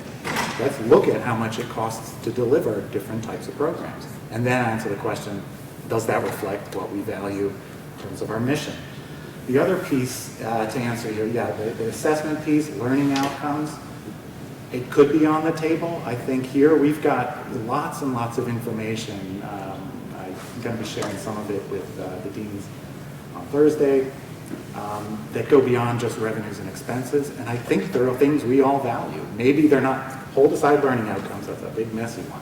But if we look at, we all want high admit rates for our programs. We want to know that our programs have demand enough that we can be selective in who we admit. Yes, no. Okay, that's one thing. Yield rates, another thing. Discount rates, another thing that helps our revenue picture. Whether our students go on to get jobs, how much they earn after graduation. Whether the students say upon graduation they would recommend this program to another student like themselves. I think we can get pretty far just by looking at a lot of that data in the context of the revenue and expense information as well, to start thinking like deans will have to think under RCM if they're going to make the right investments for, growing revenue and aligning with where the market is and making sure we're doing right by our students in terms of where they end up and what kinds of jobs they get. That's the kind of a little bit of a sidestep. I don't know how we really fully address learning outcomes. Lloyd, Simon, Rose, Karen. It's a long line. So I think that follows a bit from John and Don's in that, but I would probably one of the best things I did at Drexel so far was I went through the supervisor certificate program, and I took a class on executive committees. How do you do a super committee? And so my question is about who's going to be on these committees, who's going to run them, and then how are they going to run? Because I think the first, the 90%, it's classic stuff, but 90% is about process. What kind of information do you need? How are you going to process it? And as you get towards the end and you develop your goal, it's a holistic process that brings the right experts in from around the campus to get the information you need. But yet it's an organic process that then ends up with a thing that you don't expect at the beginning. So if you have a vision about who's going to run this committee, is there a person already committed to that? Or is this going to be, we're looking for the right people to run these committees? And then second, when you say data, I think that we're doing this in the Student Life Committee, where we're bringing those experts in, and we just started, what kind of data do we need to actually understand the impact of large classes on student life in Drexel University, broadly speaking? Well, we need both kinds of data, qualitative, quantitative, right, and just subjective, and we get it all into that box. So can you talk about that process a little more, about how you're going to pick the people? Is there already a committee chair picked, and are they as sophisticated as my vision lays out? So, it's a joke. Two questions there. One is how would the committee be constituted? And one was, the definition of data, Okay. quantitative, qualitative, and that one's easy. I mean, data, I would actually think of it as evidence. You know, let's be evidence-based. I mean, I don't know, frankly, how deans make decisions about which programs to invest in currently. You? Probably varies a lot by college. Anyway, I think that there's evidence is evidence. It's what we believe, and with reasonable intellectual and sort of social science perspectives on what constitutes evidence. We'll do that work. That's part of what I'm looking for, at least from a faculty perspective. I think that's a big part of what. That's my background in social science. That's how I think in this work. I think I would certainly benefit from more voices in that. As far as constituting the committees, I would answer two ways. One is the planning pilots. My goal and thought, and I'm interested in feedback, but my goal is really to keep this focused, to keep it very small. Just the people that are kind of wrestling in not quite in the trenches, not quite at senior level management or senior faculty, maybe not the people in this room, but people that are maybe intermediate level in terms of kind of wrestling with the big picture and then what's really happening on the ground. We've been engaged in lots of these different efforts, sort of spotty ways across the campus, have on the administrative side some strong people in mind there. I don't know that we can look at the list, at least for the retention piece. On the faculty side, I mean, that's why I'm coming to you, is to sort of, I think, get the faculty perspective on this and get the methodological expertise about what constitutes evidence. For the broader group that I mentioned, I kind of glossed over that. I think it is really important to continue a broad, comprehensive strategic planning group. I've titled that the Thinking Forward Group, to keep it straight. Henceforth, I will refer to it as that. Is a place that will assimilate some of what's happening in these very focused groups about what happens when we look at data as a group and try to come up with recommendations. What obstacles do we hit? What are the challenges with doing that work? I agree as far as once we get into a bigger planning process, I think it should be much more ground up, bottom up, what are the things that are bubbling to the surface? And that's what I'm looking to this Thinking Forward group to help shepherd sort of from where we are now to the process forward. I'm really, frankly, thinking about just kind of breaking these two things off. Topics we knew we wanted to focus on in the prior strategic plan and getting some tight working groups around those topics just to see how far we get. What does it look like when data is really, as much as possible, driving or informing the process, really bounding limiting what we say about what we're studying. That would be a good exercise to know what we should be doing going into the larger process after about a year. Thank you. Simon. So I understand that. I haven't seen the document yet because I don't think we received it, but many of us did. So it may be written in stone that these are the topics, but from the conversation here today, both from Helen and then from Don and so on, I think maybe one of the problems that we have as an institution at the moment is a sense of a lack of communication and freedom to operate in ways that will solve these issues, right? So retention, making our programs as efficient as possible. I don't think a lot of us have a sense that we have freedom to operate in these ways. Maybe a very timely short-term topic is what is going wrong presently? Because we know one thing that's obviously going wrong is there's just not enough money, right? So, but is that the only thing? And I'm not sure it is. So maybe that would be a great topic to also either add to this as a separate item or to replace one. Because there is an issue here. I'll give you my straight reaction to that. Yeah. And it feels like a topic that would be well suited to this sort of broader group. It's kind of a very high level. Kind of where are we as an institution in the current planning process? I'm thinking it's much more of the nitty gritty. There are like things, just finances, like a financial analysis. I think it's not financial. I think there are a lot of issues which are non-financial. And we've talked about those. There are things like legal preventing us doing things, branding preventing us doing things, all kinds of things that are getting in the way of we as faculty optimizing recruitment and optimizing the experience of our students once they're here. I think that, I don't know, that's my sense is that that's partly what Don was talking about, and that's partly something a lot of us are experiencing. And those may be solvable things in the absence of just throwing money at it, which is maybe a good thing for the present climate. Right, I agree. I mean, I don't think they have to be the particular topics that I've identified. In the document I've outlined why. I think narrow is good, because I think a retention focus or an academic program focus will get right to the things you're talking about. What is it that prevents us from engaging with students in the ways that we should in order to retain them? What is the way we are identifying, programs that need investment versus programs that are doing great, and how do we know that? So I think we can get to the bigger questions with the small focus. I had another point, and now it has slipped my mind. So I'll stop. Rose? Just a comment and then a question. Sure. Many of our units have already gone through PAR, so I'm not sure why we would want to do another whole sort of self-assessment for RCM purposes, because it's time-consuming, it costs us a lot of money, and I know at least in our college we've made some decisions regarding when programs go through PAR, whether they stay open, close, how that's going to change. So I don't think we should reinvent the wheel. Number one. Number two is, I think I'm sitting at a point where I have a 16-year-old son and we're going on the college visits, right?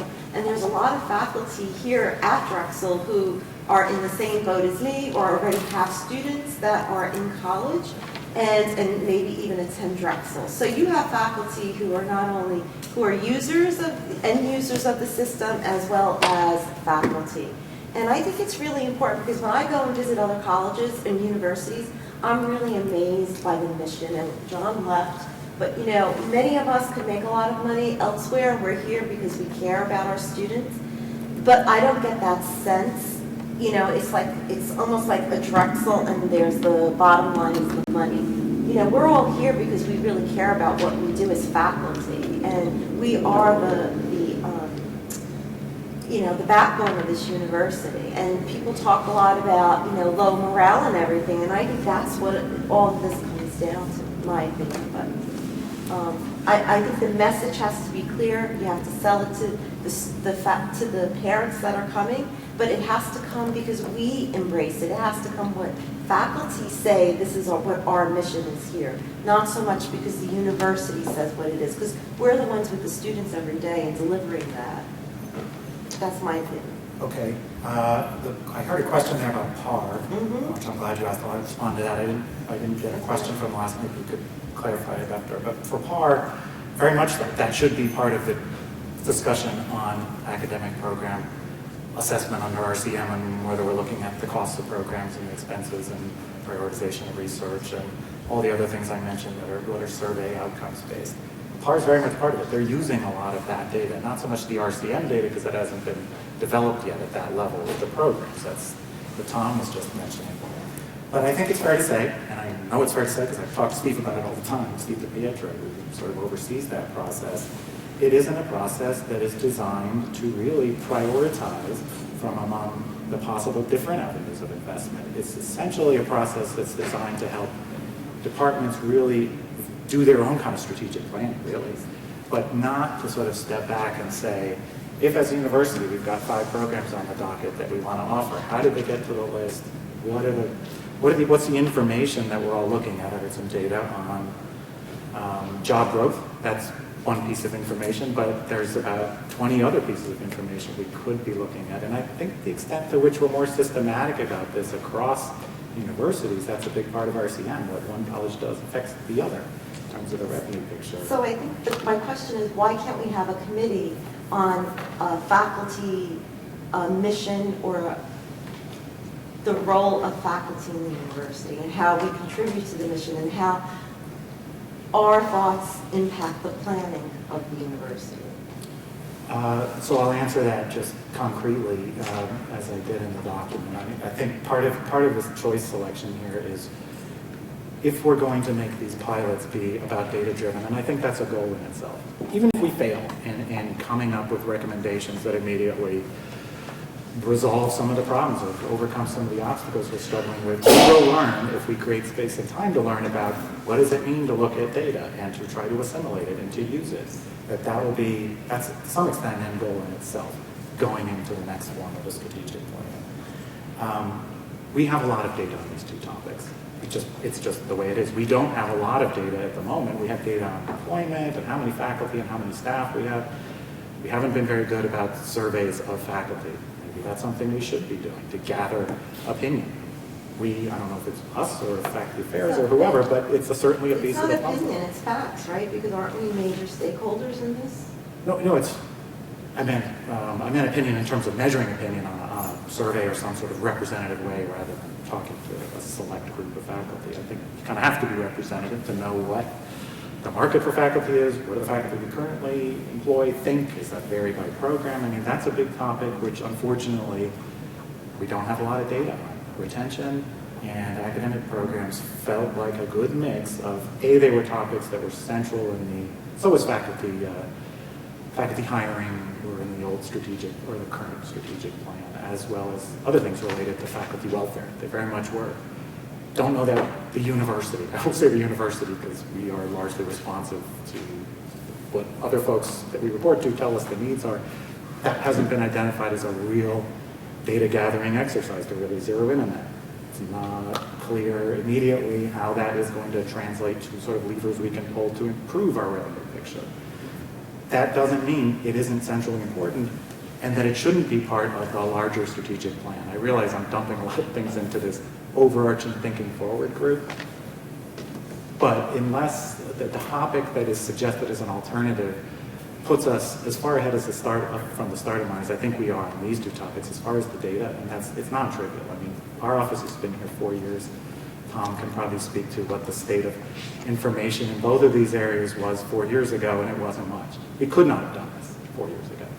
We've spent a lot of time doing this, working with partners across the university, and I think it's right, and what I'm kind of saying with this is use this stuff that we've done, faculty, and see this as an opportunity to help shape how this data are used going forward. I'm being honest here. I don't have an agenda. My agenda is to be data-driven. That's what my office does. And to be, maybe if I have another agenda, it's to be ROI focused. I want to spend time where I think we have the greatest possibility of affecting change with the resources and morale and all the other things I've talked about, where we are now. I think there are lots of worthy topics that should be discussed. What's going on with the admissions picture? What's going on with faculty morale? I've identified these not because I don't think they're important, but because I think we're way down the path here and we can really get going on the important pieces, which is how do we use this stuff? What do we do with the information once we know how much it costs to deliver a certain program relative to another? We haven't had that discussion. So I'm envisioning this as a place to sort of say, let's get together to find the data as best as we can, given the limits of what we've got and given the time we have available and the resources we've got, and look at it and figure out how best to use it to get where we all want to be. Karen, you have to